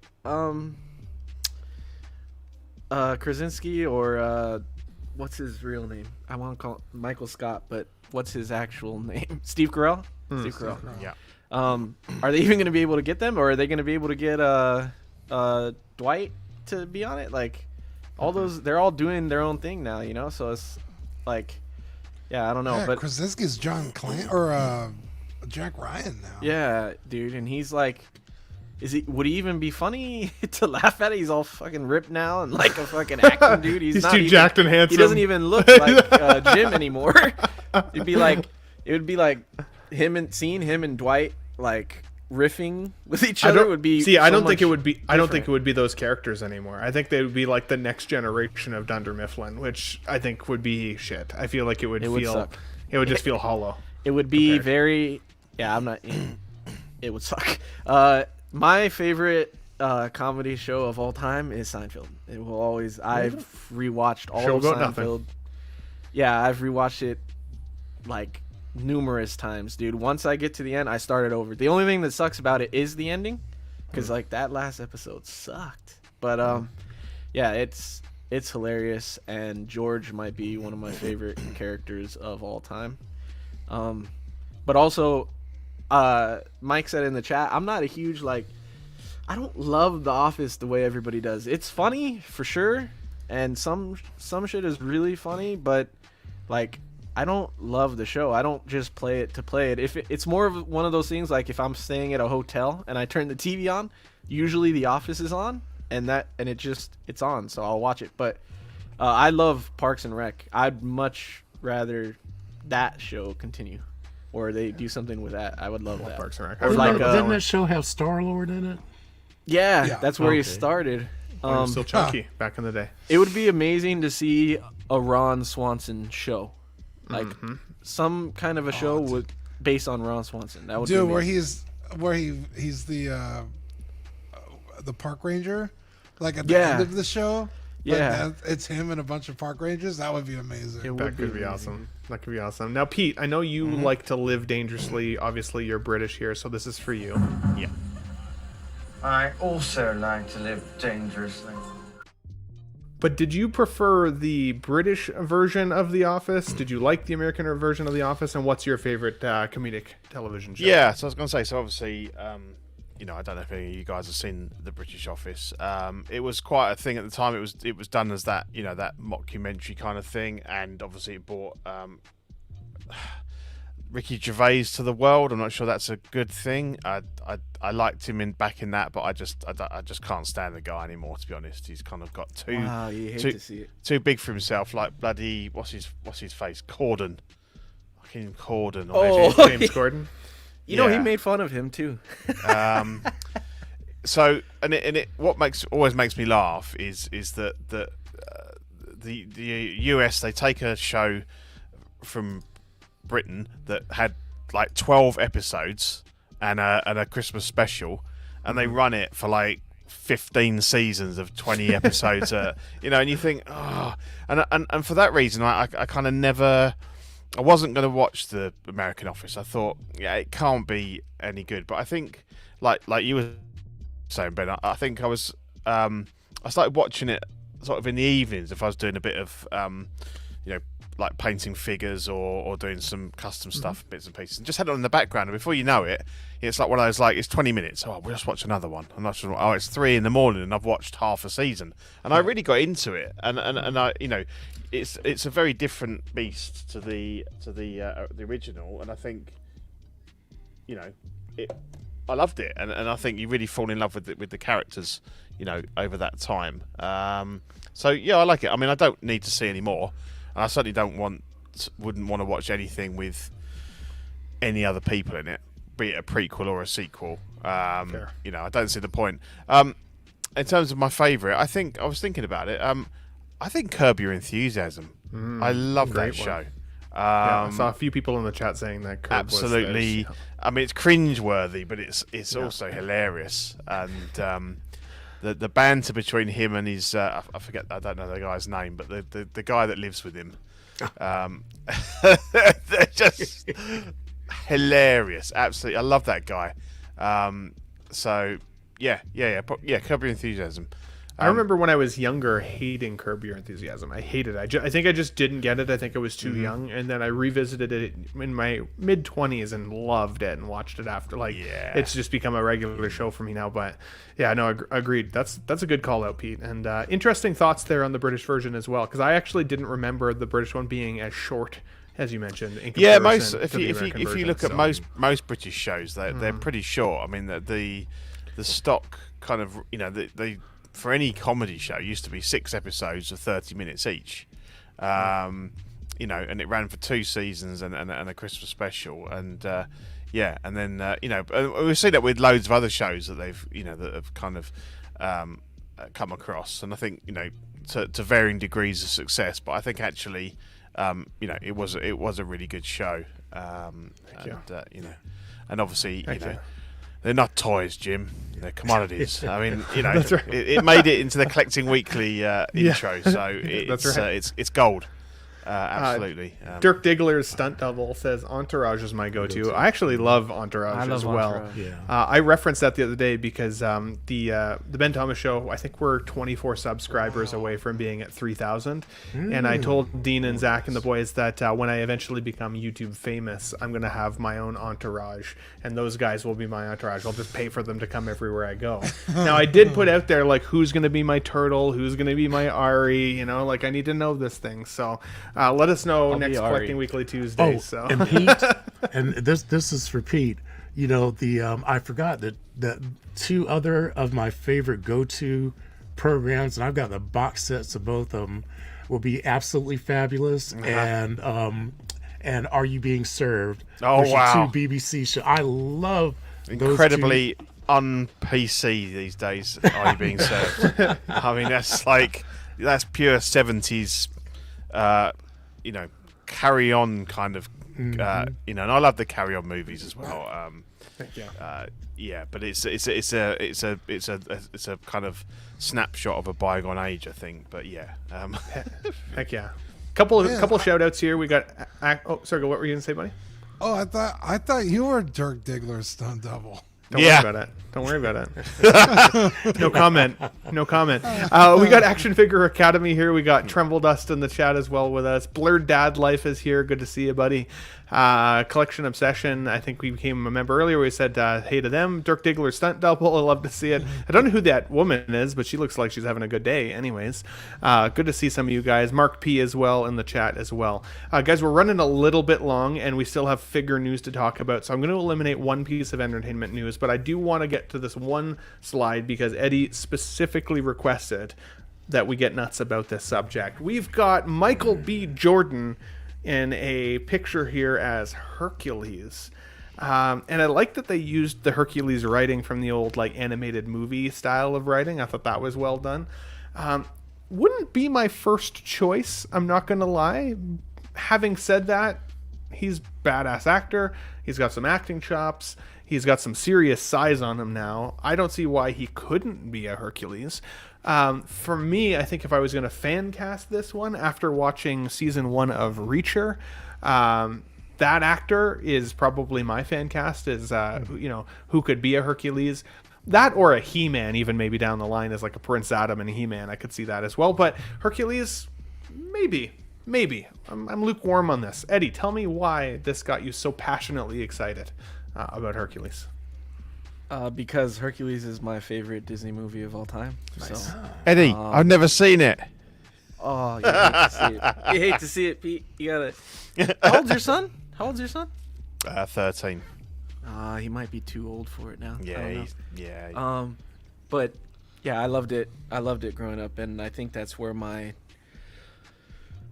like love for like bodybuilding started, and my love for like, you know, like Thor and like God characters and like Superman and things like that was from Hercules, I think. So I love that movie, and they're doing all the live action Disney stuff now, and there's been a couple live action Hercules movies, but none of them are like based on the Disney movie. They're all just like Hercules from actual like mythology and stuff like that, or and they're good. I like them a lot, but it'd be cool to see a live action take on the actual Disney movie. And I don't hate Michael B. Jordan playing Hercules. I think he's big, and I think that he is in the show.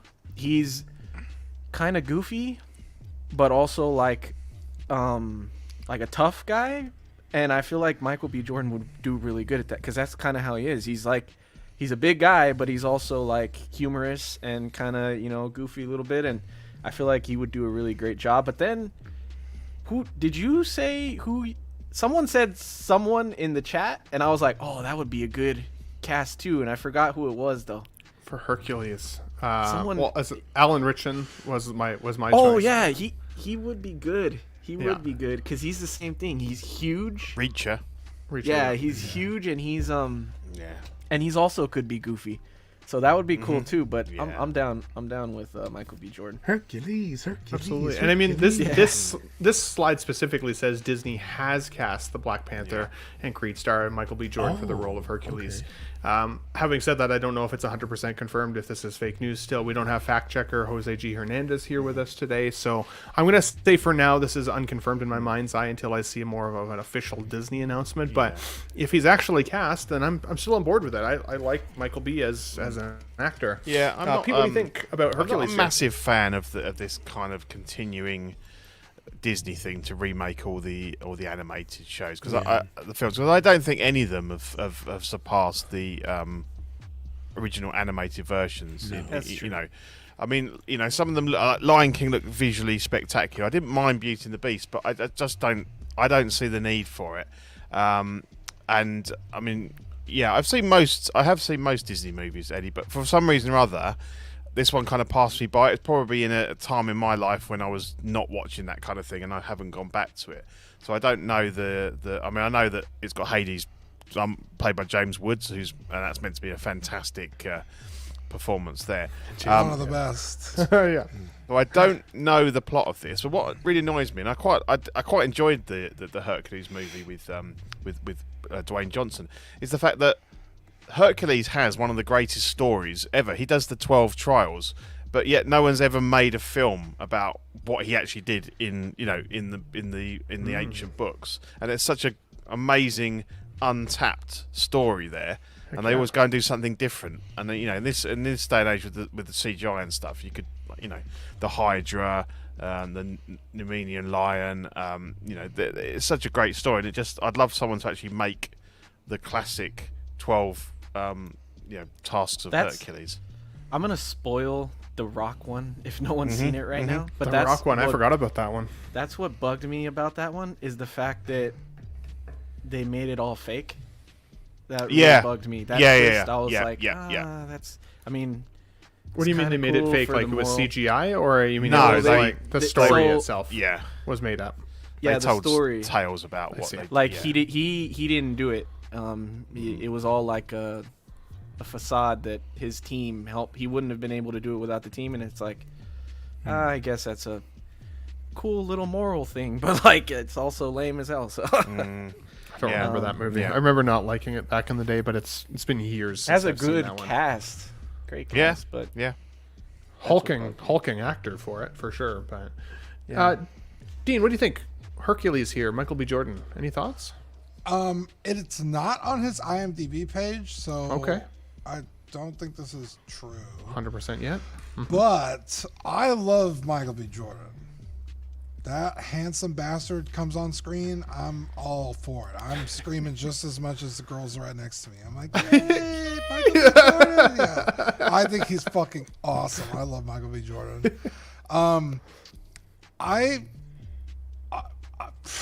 put him in, yeah, I guess. Like, honestly, like a dark fantasy movie with Michael B. Jordan as like a barbarian, Hercules, whatever you want to do it. Yeah, that sounds fucking awesome. I'm kind of with Pete, though. Like, if you're going to do like a modern interpretation of Hercules, don't do the cartoon version of Hercules. Do like an actual cool story. Because the cartoon is a good movie. Don't get me wrong. Like, objectively, it's good. But it's you know, it's a kid's movie. It's like about, you know, love and doing the right thing. It's like, I want to see him cut people's heads off. You know what I mean? Yeah. I want to see some cool shit. So, yeah. It's... But will we get that at Disney is the other question. Oh, right? no, Are they going to absolutely Disneyfy it? So it's like, even if they do it, it's hard to know. So, Well, for you know, sure. unfortunately, Disney takes a lot of these old stories, which were most of these stories were horrific. I mean, that these stories of for children. Yeah, the Grimm's tales. Yeah, they were. These stories were taught to scare children into being good good kids, and so but then Disney takes them and then kind of Disneyfies them, and I'm like, man, you kind of, I mean, go back and do something authentic, do the real thing. Yeah, nope. Good point, Thomas. That's a good point. Seeing him like this on the picture here, it makes me sad that he wasn't cast as Hercules in the MCU. he looks Oh better wow, than yes. than the Hercules. Yeah, that was such a we're getting. waste of a character in the know. MCU, though, which was unfortunate. So, but guys, let us know. Again, hard to say if this is 100% confirmed yet, or if this is more fan casting and rumor. But would you be interested in seeing Michael B. Jordan as Hercules? I would say yes. I'd be interested in seeing the film. I do want to move us along a little bit because, again, we still have some figure news. One quick piece of entertainment news that I did think was funny, and I added to the show sheet here, just in case anybody wanted to quickly talk about it, was the new Karate Kid movie starring Jackie Chan and Ralph Macchio is set to release in 2024. So we are in 2024 now. We will likely see this film coming up this year. I laughed out loud when I saw this casting because I was like, how does that make any sense? Now, obviously, the Karate Kid film most recently with Jaden Smith, which isn't all that recent anymore, let's be honest, but that one felt like an alternate universe to the Ralph Macchio version of the Karate Kid and everything. And so I'm not totally sure how these two can meet in the same universe then as a result. So while I'm interested, and I loved Jackie Chan movies as a kid, in fact, my dad and I on weekends, we would go, bless you, good sir, we would go out of our way to find a Jackie Chan movie for a Friday night with some chips and dip and a rum and coke. I don't know if I'm down for this. What do you guys think? Is he playing Jackie Chan in the film? Then I'm down. He's not for it. playing Jackie Chan. If Jackie Chan was playing Jackie Chan, yeah. And Ralph Macchio, he's they should call that the Karate Grandpa because he's so old now. I mean, was he going to try to do the crane kick and fall and break his hip? I mean, Nah, Mr. Miyagi, Ralph Macchio's. Have you not watched the Netflix shows? no. Oh It's- my god, it's dude! great, yeah. You have to. They're Really? fucking awesome. It's good. Oh, what? Yeah, the dude. Cobra. Yeah. What? Cobra Cobra Kai? Kai. Cobra Yeah, I Kai. think it takes a season or two for Ralph Macchio to really kind of come into his character. Because it's Cobra Kai. It follows Tommy. That's his name, right? Yeah, yeah. No, it's a great show. It's really good, but I don't really see why they're bringing this film out. I was Yeah. thinking, why is there not a new series? Because they normally were coming out around the January time, February time. And I thought, saw that they're another canceling series, Cobra Kai but- this season. I've heard this is the last season. Yeah, I mean it's already 5 seasons, so Oh, it's it's five? it's kind of Four, I run the think. gambit Waiting of for the fifth, show. but yeah, yeah. Right. So it's probably, I would say, fully fleshed out after 5 seasons, just based on the story. 100%. But it's fantastic. So for a movie, like check it I'm out. all for it. I love Even with Jackie Chan in there being, though, like essentially an alternate universe being kind of crossed over, you don't think that's weird at all? You're down with it? Well, it is a little weird because Mr. Miyagi, because Like he trained with Mr. Miyagi as a kid, but it's the different Mr. Miyagi. Yeah, because in the show, he goes back to where Mr. Miyagi lives, Right. and like talks to like the family and stuff. And Jackie Chan's nowhere to be seen there. So like I don't know if this is like he's like a relative of Mr. Miyagi. So it's I mean we'll see what they do. Well, maybe he's the love child brother of Miyagi. In He the comes out of the woodwork. in the Jaden Smith movie, he was Mr. Miyagi, Jackie Chan. Like I'm pretty literally, or confident he from my was recollection. Pretty confident it was. with the same name and was. everything. That's why it didn't make Yeah, sense to me. Yeah. Let me look. Okay. Cobra It definitely Kai is. Yeah. is amazing. So if you So guys I haven't watched that, seen you all gotta of Cobra watch that. Kai. Can you guys explain to me whenever I go into Toys R Us why there is Ninja Turtles crossed over with Cobra Kai, like in terms of action That's figures? just- It's martial arts, man. Just Why a not? weird like mashup. That's all Yeah, it was. They're doing Okay. that a lot nowadays. So I mean, I thought it was The cool, but mashups. I didn't. I was Oh! like, what the hell? He's What is it? Mr. Han. in yeah, I was the- gonna say. Mr. I I thought he in was the Mr. Jaden Smith, Miyagi. it's a completely different. Okay, then that Character. makes more sense. Then I take it back. That makes more. I thought he was Mr. Miyagi in that film. But also, Okay. I don't think they should just add him into Cobra Kai because they're bringing everything into Cobra Kai. Yeah. So for them to do a movie just doesn't make sense to me. See, that's a thing. What Classy Thomas was just talking about. The people that are making Cobra Kai give a shit about Cobra Kai, or give a shit about Karate Kid. You could tell that they love what they're doing and love and pay respect to. I mean, they bring back characters. And you're like, what? It from like the third movie, Yeah. like obscure characters, and Priest. bring back the original actors. It's so well done. Classy Thomas, you have to watch it. It's so good. Yeah. Check it out now. And you get I- flashbacks to the original movie as well. So it's it's all Tremble does saying here Miyagi is a title you must earn in a death tournament. I don't know if that's true, but that's an interesting differentiation as well. That's kind of cool to know. X-Men Supreme says Mr. Miyagi was Japanese and Jackie Chan is Chinese, so definitely a distinction there as well. Was he the same And, guy that He just called sold, us raises. sold Gizmo Fair. to Jesus. Philip the Fool says no, his Pels's name was Mr. Han. Good to see you here, Philip, by the way. Philip is a cool guy. I got a chance to meet with him Philip the Fool? Hell yeah, at dude. CollectorCon last year, OxCon. Great time with him. And then Six Scale Mafia says, I mean, Ninja Turtles were Star Trek figures in the 90s, so I'm like, yeah, that's true. I Dude, forgot Ninja about Turtles that. have That's crossed awesome. over with everything, dude. Heck yeah, Ricky man, that's Lake, cool. Power Rangers. Batman, Power Rangers. Rangers, Yeah, yeah. the Power Rangers. That would be a cool collection to see, actually, if somebody who just has all the Ninja Turtle crossovers from all the random shit over the years. That'd be fun to see.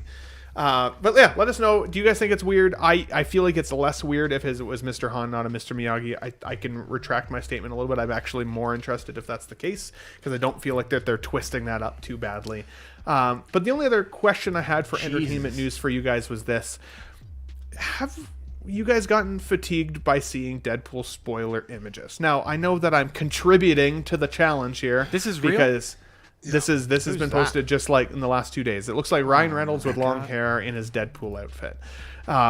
The thing for me is that, like, while again I'm precipitating this issue a little bit by talking about it here, it also pisses me off. Like, I'm so excited for the movie of Deadpool 3 in 2024, and yet we keep getting more and more and more, paparazzi style photos that are hard to confirm whether they're real or not. But if they are, it just annoys me. Like, at this point, let's just get to the movie. Now, it was delayed, so that's probably kind of part of that issue. We may have already seen some of this sooner than later, but I don't know. For me, it just bothers me a little bit. Eddie, what are your thoughts? Are you interested in seeing more and more Deadpool spoilers? I know Ryan Reynolds actually came out and said, please stop sharing this at one point. And yet people keep sharing it, including myself. So again, I'm just as much to blame, but I'm interested in what you guys think. It's kind of funny to me because, like, it's Deadpool, so I feel like the spoilers, like, it helps the advertisement of Deadpool because it's Deadpool. It's funny to me. It's like fourth wall breaking almost. This looks weird though, him with long hair, like, but the suit, that suit is super comic accurate than It's like nice. the more live action one that he has in the other movies, like the more realistic looking one. It looks cool. So, but I don't know where you see this because I'm on social media all the time, I think, and I never see spoilers for Deadpool. But maybe it's more on Facebook. Like, I don't. It's probably because I've clicked one and now they've shown me all of and them, then the right? algorithm. The algorithm. Yeah. But I try to stay away from spoilers. But with this movie, it's like I want it so much that the spoilers are like little, like, it helps me get along actually until the amps movie you up a comes. little. Yeah. So Okay. Yeah. Fair enough. Some of the chat is saying like My Little Pony Turtles, Teenage Mutant Sailor Moon Turtles, Golden Girls, Ninja Turtles. Love to see it. What about you, Dean? I mean, is this something that like bothers you just in terms of social media nowadays? Movies are going to ultimately get spoiled. It's hard to keep paparazzi away from groups like this. Deadpool 3, though, is kind of the hot topic, right? Everybody is anticipating this movie in 2024. Does this wreck it for you, or does this actually amp you up for it? No, I think they amp it up only because we've only seen like set photos, and it's like I still don't know what the fuck the movie is about. Right. They could go any number of directions. So it's like, okay, I know Wolverine's in it. That's got me more hyped than not knowing that. You know what I mean? So yeah, as long as they're just like set photos and nothing's really given away that's too obvious, I don't mind them. That's fair. That's fair. Pete, I know you have to get ready to head out there, good sir. I know it's getting pretty late your time. Sorry we missed you on the 6 scale side, where literally that's the next slide is 6 scale news. But okay. Anything coming up on Collecting Weekly, Only Fools and Collecting, that we can look forward to for you, good sir? I believe we've got a show on Thursday. Nice. We'll see if Ian wants to turn up. But you know, any of you guys are always welcome to join us. So we'll be going live 8:30 UK time on Thursday. So it'd be good to see you guys there. Well wishes, buddy. Thanks for joining in. Cheers. Always good to have your take here, buddy. We'll talk to you soon, eh? See you, Pete. Night all. Pete. Later, buddy. Love you too, guys. Bye. Right on. Now let's get into some toy news, guys. Now this isn't 1000% 6 scale, but I thought it was interesting news from Mondo Toys. So we're looking at the Juggernaut from Mondo Toys. Now, just so you're aware, if you're interested in buying this as you're watching this video, the pre-order window time has ended. It ended up on Friday the 19th, so 2 days ago now. I'm curious, though, what you guys thought of it, because in terms of scaling, it is 12 inches tall, 15 inches wide, which is insane. And I think for a comic book style display, you could still definitely futz this in with a 6 scale display and have some fun with it. Clearly, this is not a 6 scale version of Juggernaut. That would be much, much larger, but I think it's kind of cool looking. Now, it's also the it's called soft vinyl line. So it doesn't look like it's got much articulation. Clearly very much a power pose figure. If you're a Juggernaut fan, I think this could be fun to have. This is one I skipped on, but I'm curious if any of you guys thought to consider this from Mondo Toys. Classy, I'll start with you, buddy. It's kind of gigantic, but it's huge. No, I haven't really thought about necessarily this, because I have the two versions from the Deadpool version and the yellow the jumpsuit. prison jumpsuit, and then they did a second version which is in the traditional costume, and I have both of those, right? Which they're also gigantic. So I don't really need another Juggernaut, but that is kind of cool. It's kind of fun, right? It is very fun, yeah. X-Men Supreme says it's a bit pop artsy for fitting in with other figures. I think it's cool, but I don't really know who this is for. I felt the same way. I also wonder if somebody like, or a group like Hano Toys, for example, that we're now seeing that kind of comic-inspired Wolverine, we might see a Juggernaut from them at some point, something similar to this, maybe a little bit more real looking. But what do you think, Eddie? I'm looking at that picture as being held by the guy, by the person. Yeah. I mean, the head is kind of pointed. I mean, they almost should call him Bullet Head instead. I mean, he's got a little pointy dome, and it looks like the head fills out the whole helmet. And he has no neck, so it's like all up in his chest. So it's weird, but it's kind of cool looking at the same time. This is the kind of muscle definition Eddie's trying to put on at the gym. But Eddie, what are your thoughts here? Who's this for? Is this for some kind of pop vinyl community? Is it more along the lines of fitting in with 6 scale if you could want to or do it? You know, what are your thoughts there? I don't know. I don't know who this is for. I think it's really cool. To me, it reminds me of the Marvel versus Capcom games, how Juggernaut looked in the games. At least that's what I see in my head. So if I actually looked it up, he could look way different, but in my head I feel like he looked very like super bulky and like that same kind of flat head to me, in my mind's eye, that's what I think of anyway. But I think it would be really cool in a Marvel Legends X-Men display. I feel like it would fit in really well with Marvel Legends X-Men. That's true, because he'd have the huge size with them, right? Like that's a good call. Yeah, and it would make some dope pictures of fighting, like especially like against Wolverine or something. It would be dope, or Colossus or something. But I like it a lot. I'd be tempted if I had more Marvel Legends X-Men. Like I used to have a lot, and I sold them all a while ago. But I feel like he would be the coolest Juggernaut to have there for me. Just he wouldn't be able to do much because he has articulation, but I don't think he moves that much. So he'd kind of just be standing there. But that's kind of, I mean, that's still kind of cool for display wise. But I listened to, 112 podcasts and stuff, and I'm in both communities regularly, and even from like solid X-Men fans, even they're not interested in this. So I don't know who's getting it. Interesting. Let us know, anybody who out there who actually gets this bad boy in hand. If you do, share some photos with your collection. I'll be curious to see like where it fits in exactly. Dean, any thoughts on the Juggernaut here? Once he gets moving, you can't stop him, right? And I feel like that's kind of like you in life too, Dean. You're just a locative. So what are your thoughts on the Juggernaut, bitch? Anybody else remember that? Yeah. I love that movie so yeah.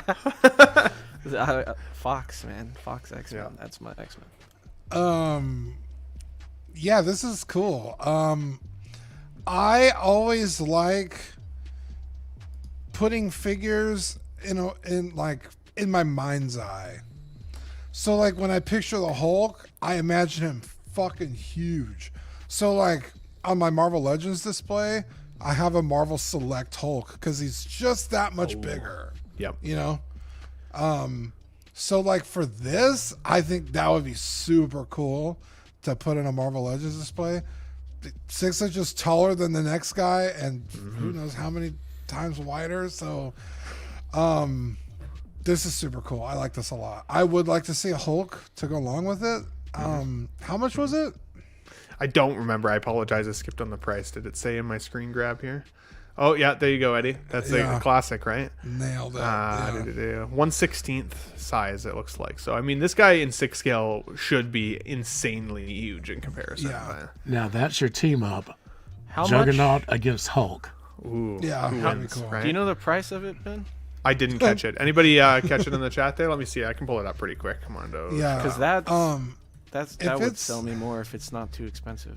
Maybe. If it's a vinyl figure, I can't imagine it's too expensive, but it's probably Hot Toys money for sure.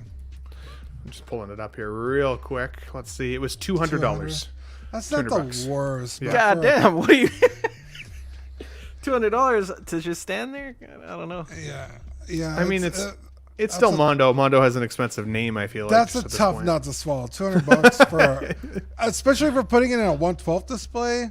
It's that you're not usually spending that kind of money on 112 stuff. That's fair. Now I know he's not 112, but that's what I would use it for. But I like it. I like that over sizeness of it for that purpose.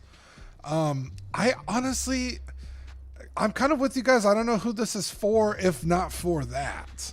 Right? I like the idea with the Marvel Legends, though, Dean. I hadn't thought about that before the show, and I think that's a really good call. Yeah, because, what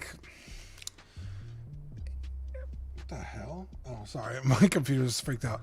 You can really put it with 1 or 6 stuff because the proportions are so weird that it'd be like, okay, so he's like a chode of a man, right? Literally, he's wider than he is tall. So if you put him in a display with a Wolverine, it would just look really kind of goofy, especially since he's so stylized in the face. But yeah, I don't know. I don't hate it. I do really, really like it, but not $200. Dream the Endless here. Welcome to the chat. Says money is complaining about money. Hate to see it. That's what we call him, Money Mendez, because he spends carefully.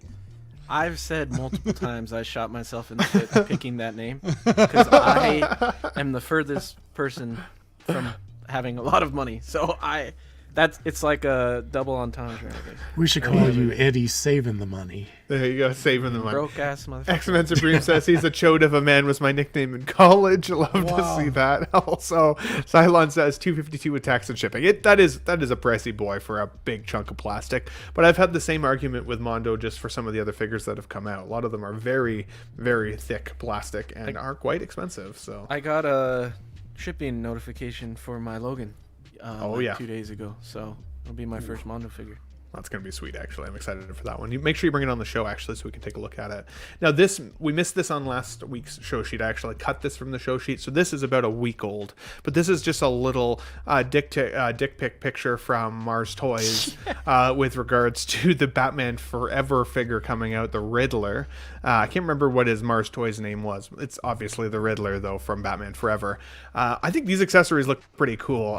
That picture on the right-hand side is awful in terms of showing what's going on with that what do you call it, like a Riddler cane, I guess. But while this picture doesn't excite me in the way that this person probably hoped for, I am excited to see that this figure is on the way here pretty soon, hopefully next from Mars Toys. And I've got it on order, so I'm excited to put him up with the Batman and Robin figure. I think he was hoping the dick pic would kind of get everybody more excited. Amp that excitement up, right? Yeah, no, for sure. It didn't work for me, unfortunately. But, as I said, excited for the figure. Now, I know, Eddie, you're a huge Batman Forever fan, and I know you've got this Riddler on order from my recollection as well. Any thoughts on this little tease that we got going on here? Yeah, girl, riddle me this, says Tremble. Wow, that's good. A lot of jokes. The angle is perfect. This guy's done this before. It's hilarious, dude. I'm excited, at least. Again, not in the way he intended, but I am excited to see updates on this because I have this on pre-order. So, and it, if you do your best to not look at this man's package on the cane picture, you can see that it's going to have that articulation at the top where that slides up and there's like a button there or something. Wait a minute, articulate. This all sounds button sexual slice to me at up. this point. Okay, so where are we headed with this, Eddie? Take it easy. Let us know, guys. Are you excited for Mars Toys? Obviously, we saw that Joker, the '89 Joker, come from them recently. And while I thought the pimp hat that he came with was a little silly, otherwise that figure looks pretty freaking amazing. I'm excited for my Jim Carrey style Riddler in the collection. So, and Dean, I'd ask you, but I know you don't like Batman, so you're no longer cool in my books. But it's one of those things. I'm just kidding. I love you. No longer the dream. I'm no longer the dream. I've been making a whole You've 180 been making a headway. on Batman. You have been. Over the past year and a half. How Strides. dare you? Lots Do you of like Batman strides. Forever? No, that was pretty bad. No, God no. That's what I thought. Yeah, no, this is. I was relatively excited when they showed this figure because so many people have been asking for one for so long. Yeah. And Eddie, I know Eddie was super excited, and I was like, "Oh, cool! Like, I'm happy for Eddie." So, yeah, I mean, even just now, he was able to look at this and be like, "Oh, it looks like it articulates there, and the button." I fucking forgot about that, but it means that much to Eddie that he's looking for those little details. So that's cool. Let's go. I have to.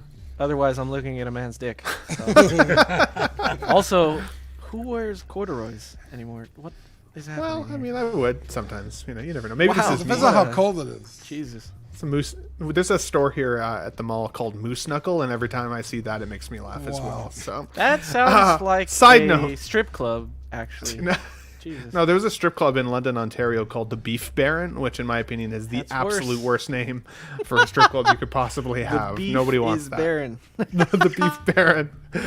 We got 50 people watching live right now, 51. Thank you guys for Good joining Lord. us on Let's Get Nuts today. We had a lot of entertainment news, lots of fun times today getting nuts with everybody. If you're just joining in and you're interested in the Tough Nut membership, there's a link for you there. $1.99, you become a Tough Nut member of Dean's crew here with all the cool emojis and badges he gave us. Now, I want to speed us up because I want to get onto this one third-party figure that I'm excited to see Dean's reaction on here, of course. We got Miami Nemesis 1 in the chat. That's a new name for me, so congratulations on joining Let's Get Nuts. Happy to have you here, buddy. Love to see it. Love to see it. New people all the time. Let us know also, by the way, guys, at some point, if you can, just type it in the chat. Where in the world are you from? I asked last week and I didn't get many responses. I'd be curious to know where you guys in the world are. Don't worry, I'm not going to show up to your door, I promise. This popped up from 1/6 Kit. This figurehead of Doc Brown has been going around quite a bit. They've done phase 1, or a batch 1, I should say. Sold out really, really quickly. I've seen guys like Jedi Knights Watch get this now in their collection.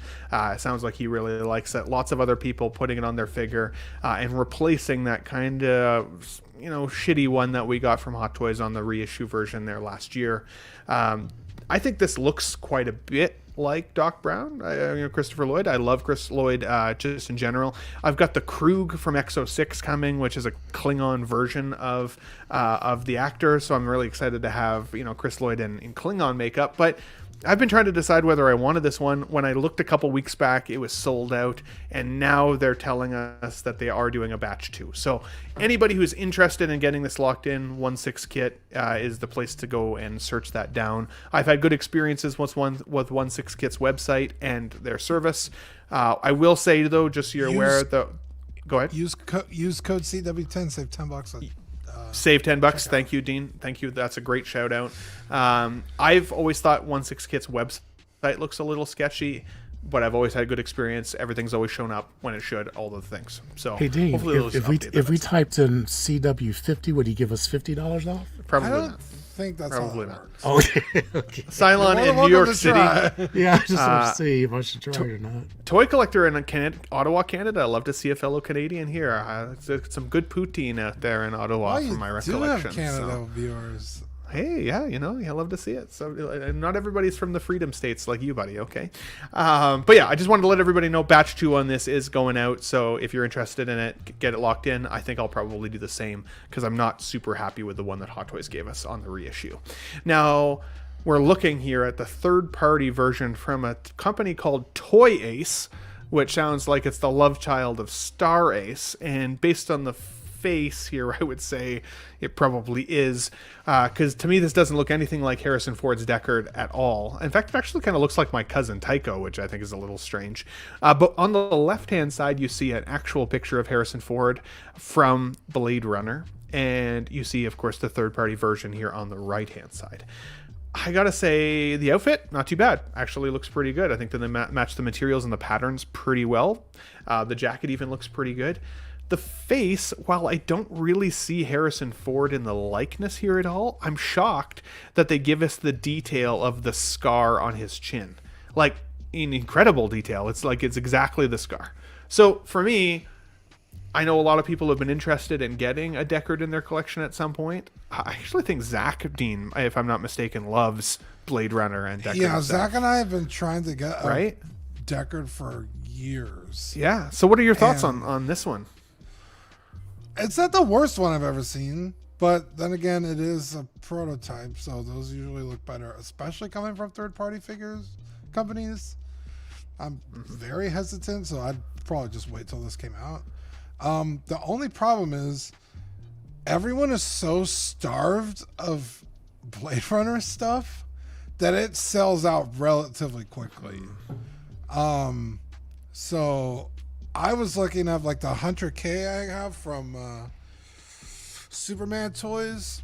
I waited until that figure came out to actually get it, and by then the price had skyrocketed. But I got one from a local collector that let me pay retail, which was nice. But yeah, Rick Deckard is one of those characters that people just want, and the outfit is so fucking specific that you can't really kit bash one properly. And I remember one time Zach was like, you know what, I'm just gonna get it fucking custom tailored, and it was like $800, and he was like, forget it. So they've done all the legwork. I mean, if you don't like the head sculpt, just pop a new one on there. You know, get the one you're happy with, get it custom painted, probably still less money.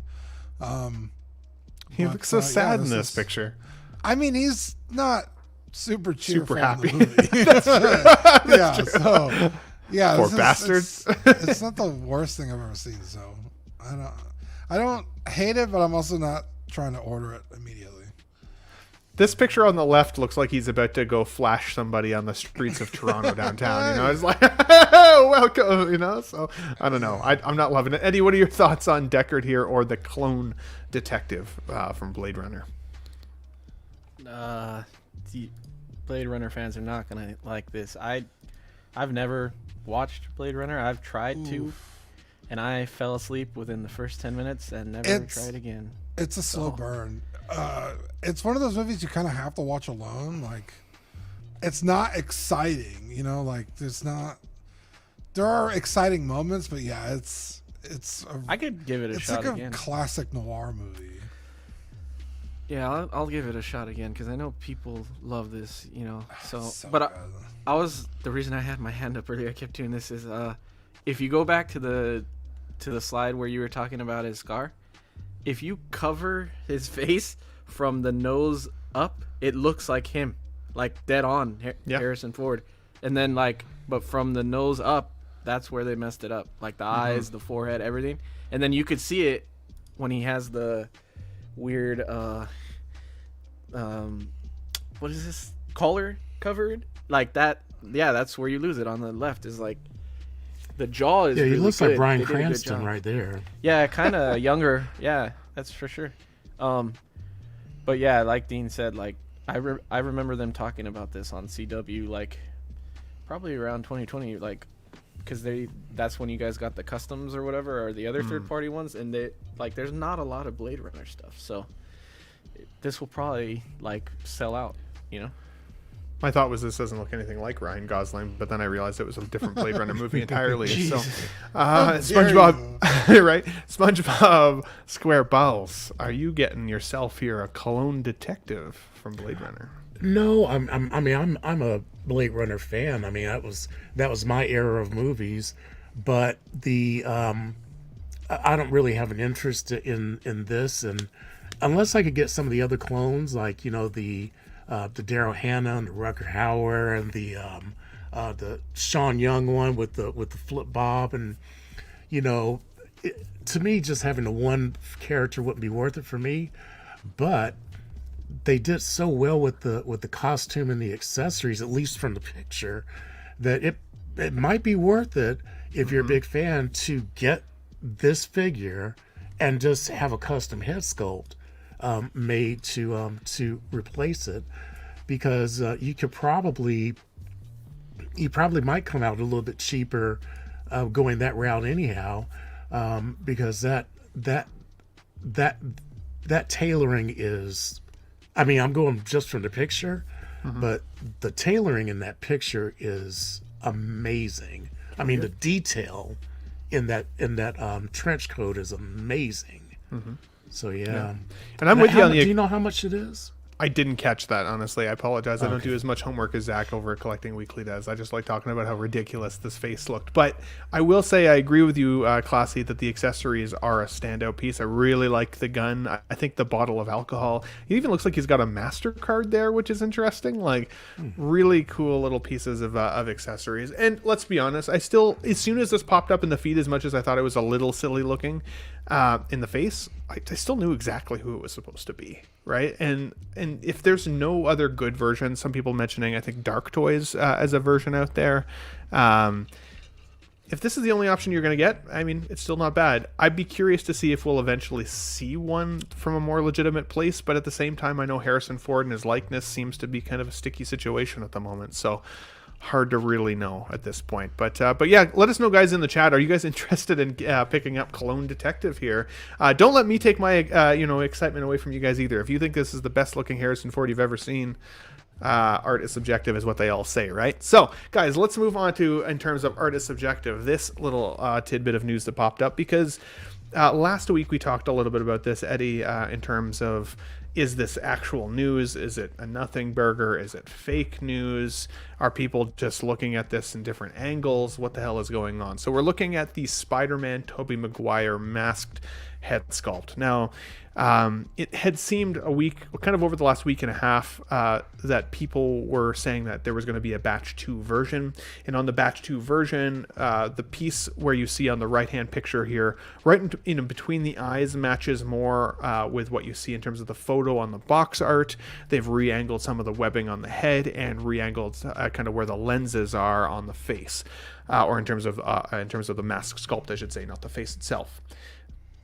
I didn't really believe it to be true news, and now we're seeing that people are actually getting this in hand and comparing it, and it's looking like this actually is potentially true in terms of a batch 2 actually having an improvement. We had somebody in the chat say last week there that their preferred retailer confirmed it with them, but again, at that point for me it was kind of hearsay. I didn't really believe it. This looks like it's to be a little bit more definitive. That webbing is in a different spot from the left-hand photo to the right-hand photo. Shout out to 6scale _ Kawu. Follow him on Instagram for pictures there if you're interested, and a shout out to them. But for me, I've got this on order. As soon as this figure was released, I think it was 2 days later, I got the notification from Sideshow to say it was delayed, and I was disappointed. But if it's delayed for a good reason because they're trying to improve it, for me that's still a good enough reason. So, Eddie, what are your thoughts here now that we know that this, for the most part, looks like it's actually true news? Do you think people overreacted? Do you think that this was a nothing burger like you said last week? Or do you actually think this is an improvement and people should be happy about it? What are your thoughts? In this picture, it for sure looks like an improvement, like a drastic almost. I couldn't tell why I didn't like it as much when the initial photos came out, and now you could see on the left the way that they had the center of the webbing made his nose look pointy, and it just changes the overall look. Like even on the right, just moving the center of the webbing up even makes the head look wider. And I don't know if they adjusted the eyes or not, but for me, I feel like the angle looks better too. And agreed. I still think the seam could be better. It could be further back. I don't get why it needs to be at the exact top of the head. I feel like it should be behind the head. It doesn't make any sense to me. But also, I am very intrigued by this statement that this guy says. It's true, all of it. It feels like there's a lot more going on there than just some mask changes. Like a lot of things have been found out to be true in his life, and he's putting it into this head sculpt change. So it's just the phrase. It's true, all of it. It's like, okay.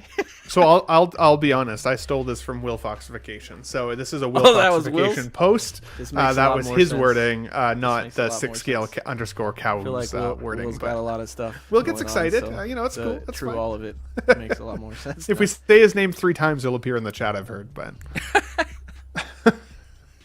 sorry, this is my mind hungover, so it's much worse.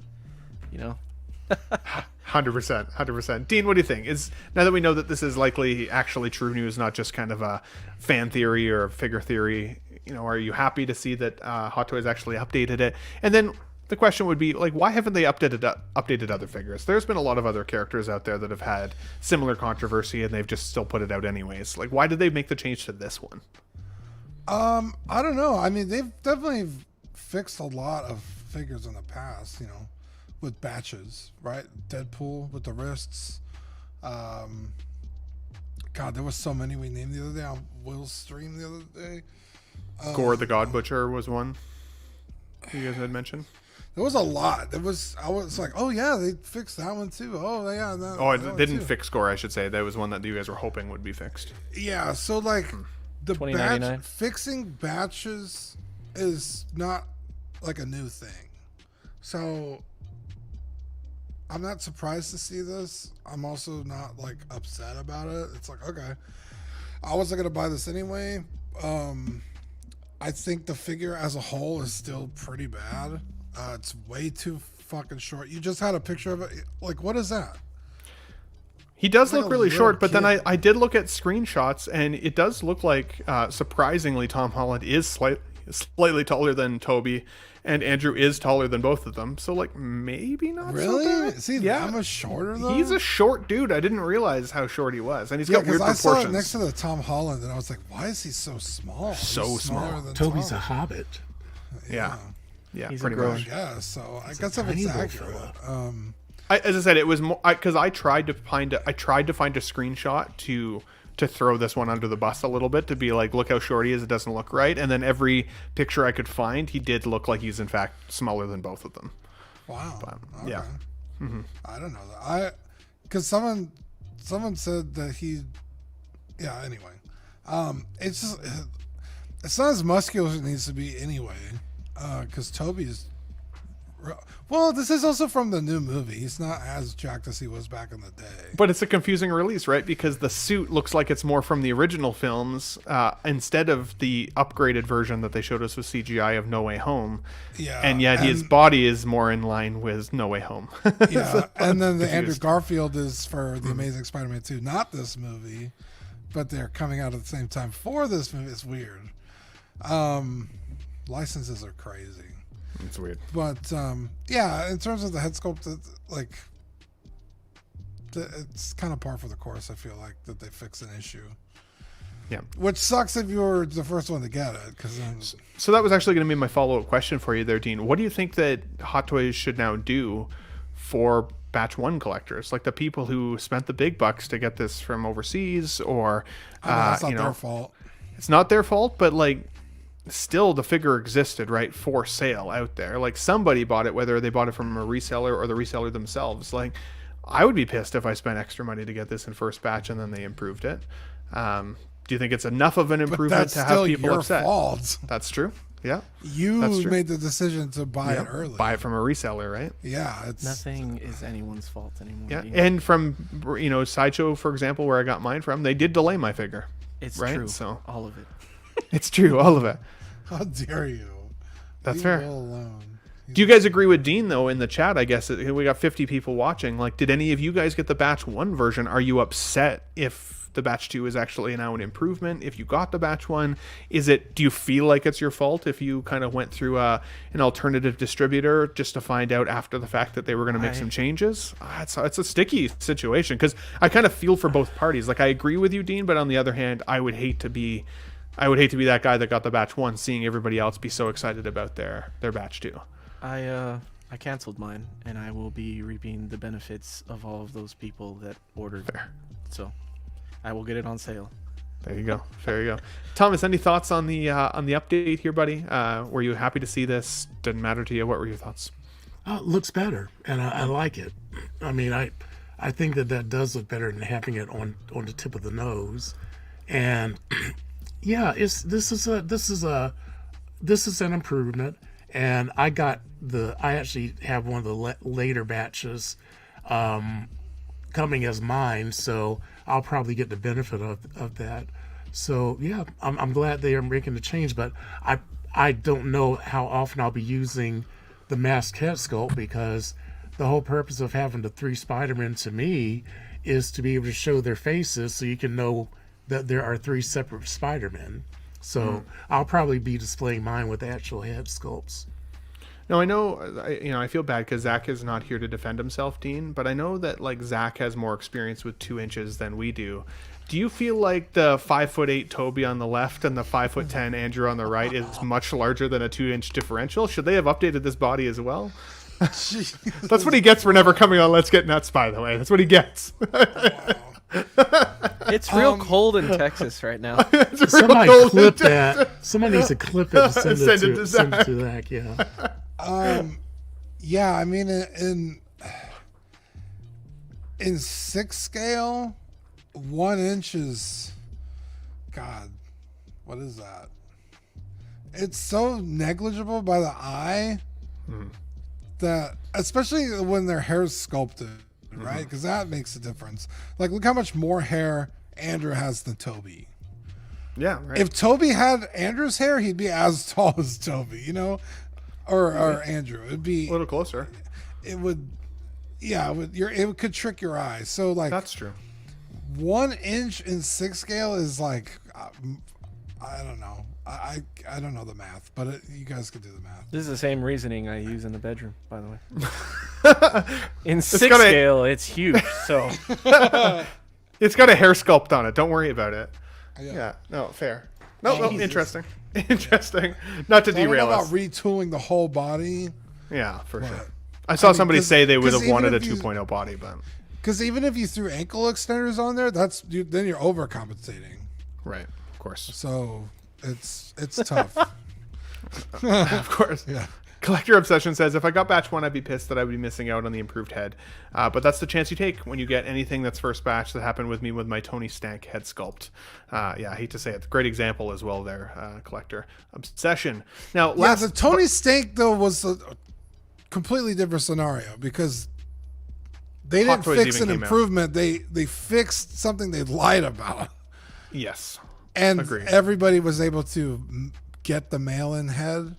I'm sure if you I don't know.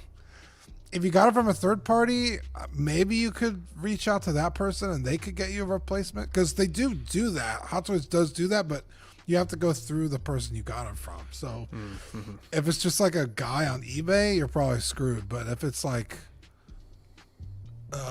what are they called? Let's just say it was Toys Wonderland. Like, Yeah, it could resellers. possibly. I wouldn't be doing business with them anyway, but you know. Yeah, we don't speak about them on this channel. Don't worry about it. Yeah, no, for sure. Guys, great thoughts there. Great thoughts. Last, of course, but not least, this was a surprise. This was one, I'm not going to lie, I didn't expect to see from Hot Toys. We're looking at the black Manta from Aquaman 2.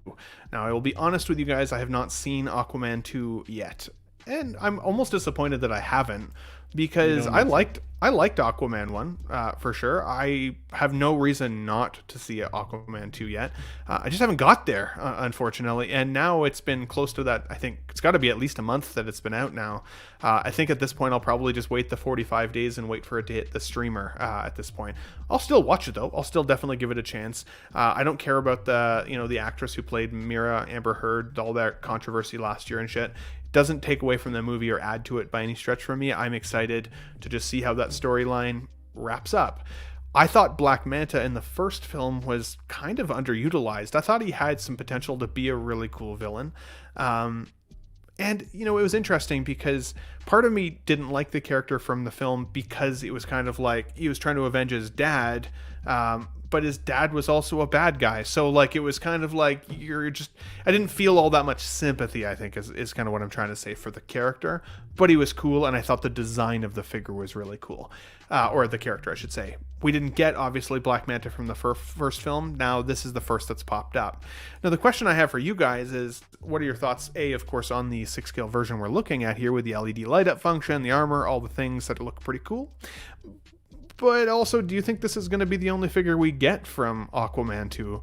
I'm thinking back to, Jedi Survivor, the video game series that we saw recently, where, not recently, but 6 months ago when we saw the Jedi, or not, I should say the Scout Trooper on the bike and everything from the film, or the Scout Trooper itself, and then we never got a Cal Kestis. We never got anything else from that game. It was like a one and done.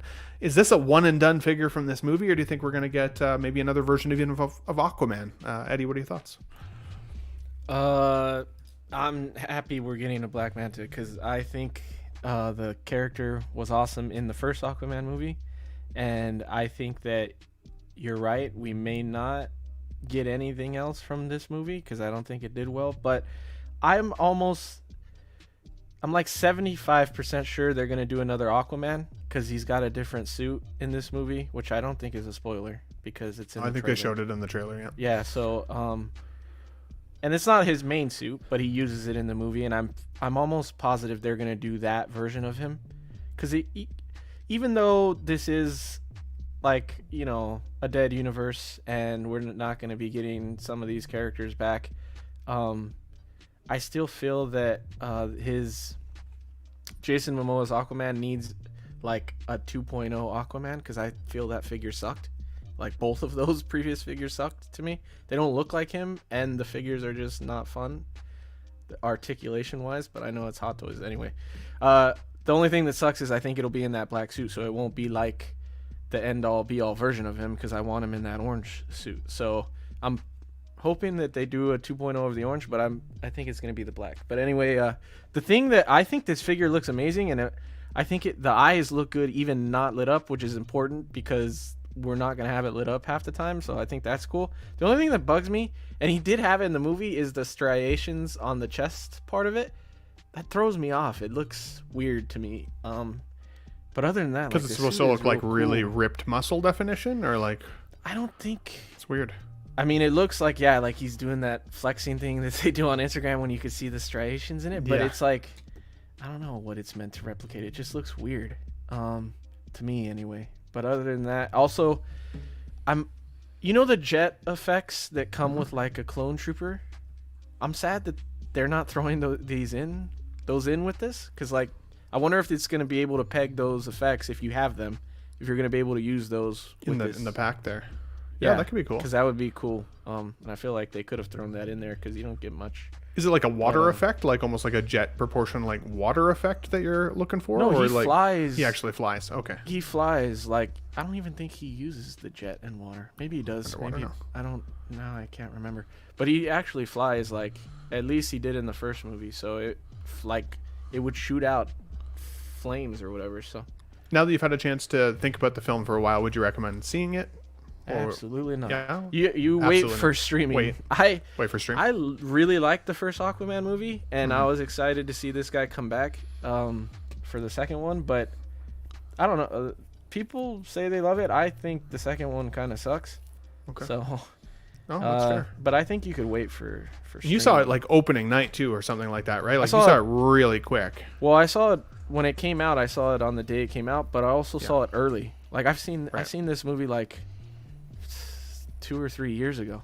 I saw it on like a like when you go see pre-screening things to give thoughts of the movie, and it's pretty much the same movie that I saw back then. The only difference is there used to be a Michael Keaton scene Batman, and it's not in there anymore, which is like That's the crazy. coolest part of the movie. But they had it and now they don't have it You can because see it. obviously everything's changed now. But That's fair. Classy Thomas, did you see Aquaman 2 yet? And what are your thoughts on Black Manta here? Do you think this is going to be a one and done from the line, or do you think we'll see an Aquaman figure, maybe a Mira figure, or some of the others? I don't know. I haven't seen a movie, so I don't know who's in it or what costumes that they have. But I do like the Black Manta. I actually have the third-party one ordered, and I'm thinking I'm going to get this one and maybe cancel the other one. I really like the way this looks, and I really wanted Black Manta because I think that every hero in my cabinet deserves a villain to be paired with, and so I'm kind of glad that they're doing Black Manta. I mean, this one looks great. I think I love it a lot. Yeah, I really like it. Now, something I wasn't able to confirm for before the show was whether it was USB powered or not. I didn't see any like little piece that said it was. It says it's LED function, but I'll be curious to see if we have to deal with those shitty batteries or not. Oh man. Dean, what are your thoughts on Black Manta here? Did you have a chance to see the film? Is this something that you're interested in? Do you think we'd see anything else from the line at this point?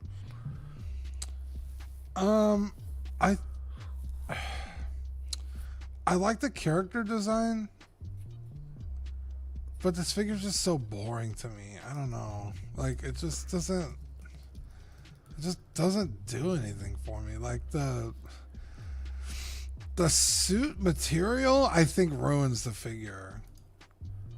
Cuz it's supposed to be Like a wetsuit, right? yeah, kind of wetsuity, but if you look at like the front of it, there's like it's that weird pleather. It doesn't like stitch properly at that scale, so it's just like he has this weird like stitch lines in his crotchal Ooh, I never region, noticed that actually. and like it crotchal just region. looks like it's gonna be a pain in the ass to pose. Like it looks like it's already giving me anxiety. But like the head, helmet, wrist gauntlets, backpack all look really cool. I think that's the best part of the figure, but like the body and suit just bring it all down for me. I have seen a lot of people say, at least before this figure was shown, that they would love a Black Manta. Like that was something that they wanted. Yeah, So it's interesting to see Hot Toys maybe. it's a cool listening. design. He's It is. always been because I used to watch like Justice League back in the day with like Solomon Grundy and shit, and the Legion of Doom, and Black Manta was always like the coolest looking guy on there. Yeah, OG fan here. When Star Wars was just Star Wars, says this is straight out of Super Friends from the '70s for me. Great. Oh, looking Super figure. Friends, Yeah, that's what it was. Yeah, not just. See the callback there? That's for sure. I really like the big red glowing eyes. I wonder how we would look turned off. You know what I mean? No batteries in or USB. Tremble Dust is saying here he thinks that it is USB, or maybe can confirm that it is for us. So if it's USB, I'd be happier with that. But only because I think it would be brighter and you could keep it on a little bit longer. Not for the fact that I'd have to figure out how to hide the wires. If this doesn't come with an Aquaman, though, I wouldn't buy it. At least not for my own collection. I don't have an Aquaman. I never got it from the first film. I'm not going to go back and get him now. And I feel like Black Manta without him would be a little strange. Maybe not. Maybe I'll get that FOMO when I start seeing people grab it. But I did see the Hulk from the Avengers film show up on my Facebook Marketplace this past week, and I'm still battling with whether I should pick that up or I should wait and hope for a reissue as well. So in the world of reissues and Hot Toys, it's hard to know what to wait for, what to go back for, what to chase. But I think if it's a figure that you really love, especially Black Manta here, even if you didn't love the film, the character itself is still pretty freaking cool. It's funny. I think the first look in the first film would have been a better suit to make in Hot Toy form. I feel like that the way the suit, it was more robotic. I feel like that would have made a better Hot Toy. But this is closer to the comic look, and like the silver really adds a nice contrast to the black and everything. So this is cool too. But there's apparently Mars Toys is still making the first movie one, so you can have both, which is cool. You're right, it does look a little bit more robotic in the first film. I was just seeing that in the background, but still pretty similar too. And I think people wanted that comic look, right? Or from like even Super Friends, like OG said. So hard to say. Guys, all great talks and chats today. Thank you for all your takes. We're at 2 hours and 40 minutes. We had a lot of entertainment news today, a little bit more than we normally do. I'm sure next week we'll see a whole bunch more releases. We're going to keep the Let's Get Nuts Sunday show rolling. We have 51 people still here watching live. I appreciate you guys. If you're interested, again, I've mentioned it a couple times, but just for the people who are just popping in now, Tough Nut membership for the Ben Thomas Show, and especially for the Let's Get Nuts streams where you can feature this most. These are some of the badges that Dean the Dream Martin has helped me build. I've got a couple more custom requests coming his way here pretty soon, so stay tuned for that. But most of us are right now either in the Bat Nut Begins category or the Up and Comer category. That shows beside your name when you're in the live chat having some fun getting nuts with us here on the show. If you're interested, $1.99, nothing crazy, but it does support the channel. I'll be putting any of those funds back towards improving the show slowly over time, and as well as figure giveaways, and we're looking at doing member giveaways here as well. I'm sure it did sound sexual, Money Mendez. I don't know what I said, but we're talking about nuts on this channel. What can I say? Now, these are some of the emojis that you can get if you're a member as well. Something to highlight. I do like the turtle ones, I think, the most. And I had Dean. I do need you to do a different tough nut to swallow one, Dean, because this one looks more like a vampire nut, and you're never here when I mentioned it, so kind of fun. Figure out a one to do a swallow on him, maybe, but we'll see. We'll see how she goes. Blood sucking nut. Blood sucking nut. That sounds really horrible. Hey, you should do one with a downward shot with the nut holding the Riddler's cane. Yeah, I like it. And as I said, I like nut busters. I like a couple of them. Let us know, guys, if you guys have any custom requests. Now, I am taking custom requests from actual members as well from the Tough Nut crew. So if you're interested in really, getting your suggestion up to the front of the line, front of the queue, that's the best way to do it. It was actually Sith Scale Collector that had asked for the Ninja Turtle nuts. And boom, here they were. He was one of the first members to join. So love it. But yeah, let us know what you guys think of some suggested nut emojis or emoticons and badges, and we'll get those made up for you. To shout out everybody here in the Tough Nut crew. We got Alvin J collecting weekly, Money Mendez, Sixth Scale, Mafia, Katera, Feezy's Figures, King Dingaling, Sith Scale Collector, Paul Schreiber, The Batman, The Movie Canon, 1/6 Figure Focus, SpongeBob, Square Balls, The _ Empire Strikes, Peter Cass, Ryan Smith, Collector Joey, Sam Gist, 14 Wellington, Jose G. Hernandez, 12-inch Moose Dream, and now, of course, to be added, collector obsession as a new member there as well. Thanks, guys. I did post a link there in the chat if you guys are interested. But either way, no pressure. I'm just happy to have you guys here watching with us week over week over week on a Let's Get Nuts show. Eddie, anything coming up on your Insta-made media that we can look forward to for you, good sir, on Instagram? No, I haven't done anything lately. But when I get that Logan figure in, I'll probably do something. I don't know if I'll do a review or if I just post up some reels on poses that I do. But I also have a couple cool figures coming, so there will be more stuff on Instagram for sure. YouTube, maybe. We'll see. So Absolutely. Thanks for always shouting me out, though, Ben. Appreciate it. Always, man. 100%. Go follow Insta-Made Media over on Instagram for Eddie to support that guy. He's always here to support me, and I appreciate that for sure. Mr. Classy Thomas, SpongeBob SquareBalls. I know you haven't been doing a ton with the YouTube, but you're always making appearances on other shows. Is there anywhere else we're going to see you this week, good sir? I'm always on the Wednesday night show for the After Dark, so I'll be there. And I may hit up Pete and see if maybe I'll pop in with him on Thursday. But I don't have any specific things. I got some stuff I need to work on, and I just need to stop procrastinating and actually get down and do it. So, maybe I'll do try to do one of those Karate Kid back kicks and kick myself in the butt or something like that. Get myself, started. Heck yeah, buddy. That's awesome. You're funny. And I actually really enjoyed your collection tour, especially your 2.0 where you moved through a little bit faster and kind of showed everything that was in there. So for sure. We had Aaron Klex here saying, yo, on the train. We'll catch on replay. Thanks for tuning in, buddy. We appreciate you. X-Men Supreme with lots of different ones. Nut Rider, Nutcracker. We got a lot. So many nut-themed emojis and badges we can do. But Dean, of course, last but not least, good sir, always have a chance to see you on Collecting Weekly Live Tuesdays. Anything we can look forward to from you guys this week? You've been doing the new Baldur's Gate 3 stream, which has been really fun to watch. Yeah, it's so much fun. It's kind of funny because we sit there and play for 4 hours and it never seems like enough time. I'm like, fuck, I want to keep playing it. It's so good. Yeah, we did that last night. So if you like watching people play games, we do a little role playing with our characters, play Baldur's Gate 3 like traditional Dungeons and Dragons. It's fun. It's so much fun. Monday, I think we're taking Monday off. Chris Porteous is coming into town, a fellow Canadian of yours. Nice. Vintage Rebellion. Yeah. Decent. So I'm going to try and meet up with him.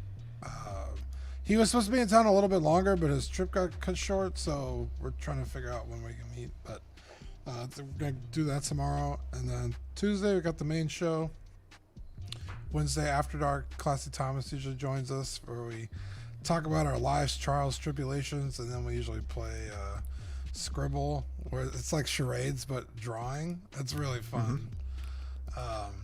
Nice. I want to join that one, actually, but my drawing skills are freaking horrible, so that's what makes I don't it know fun. how bad. Like, Yeah. that's like the best part about it, because it's like, what is this? It's hilarious. So that's good. Yeah, and then obviously Pete was here. Only Fools and Collecting. They'll be live on Thursday.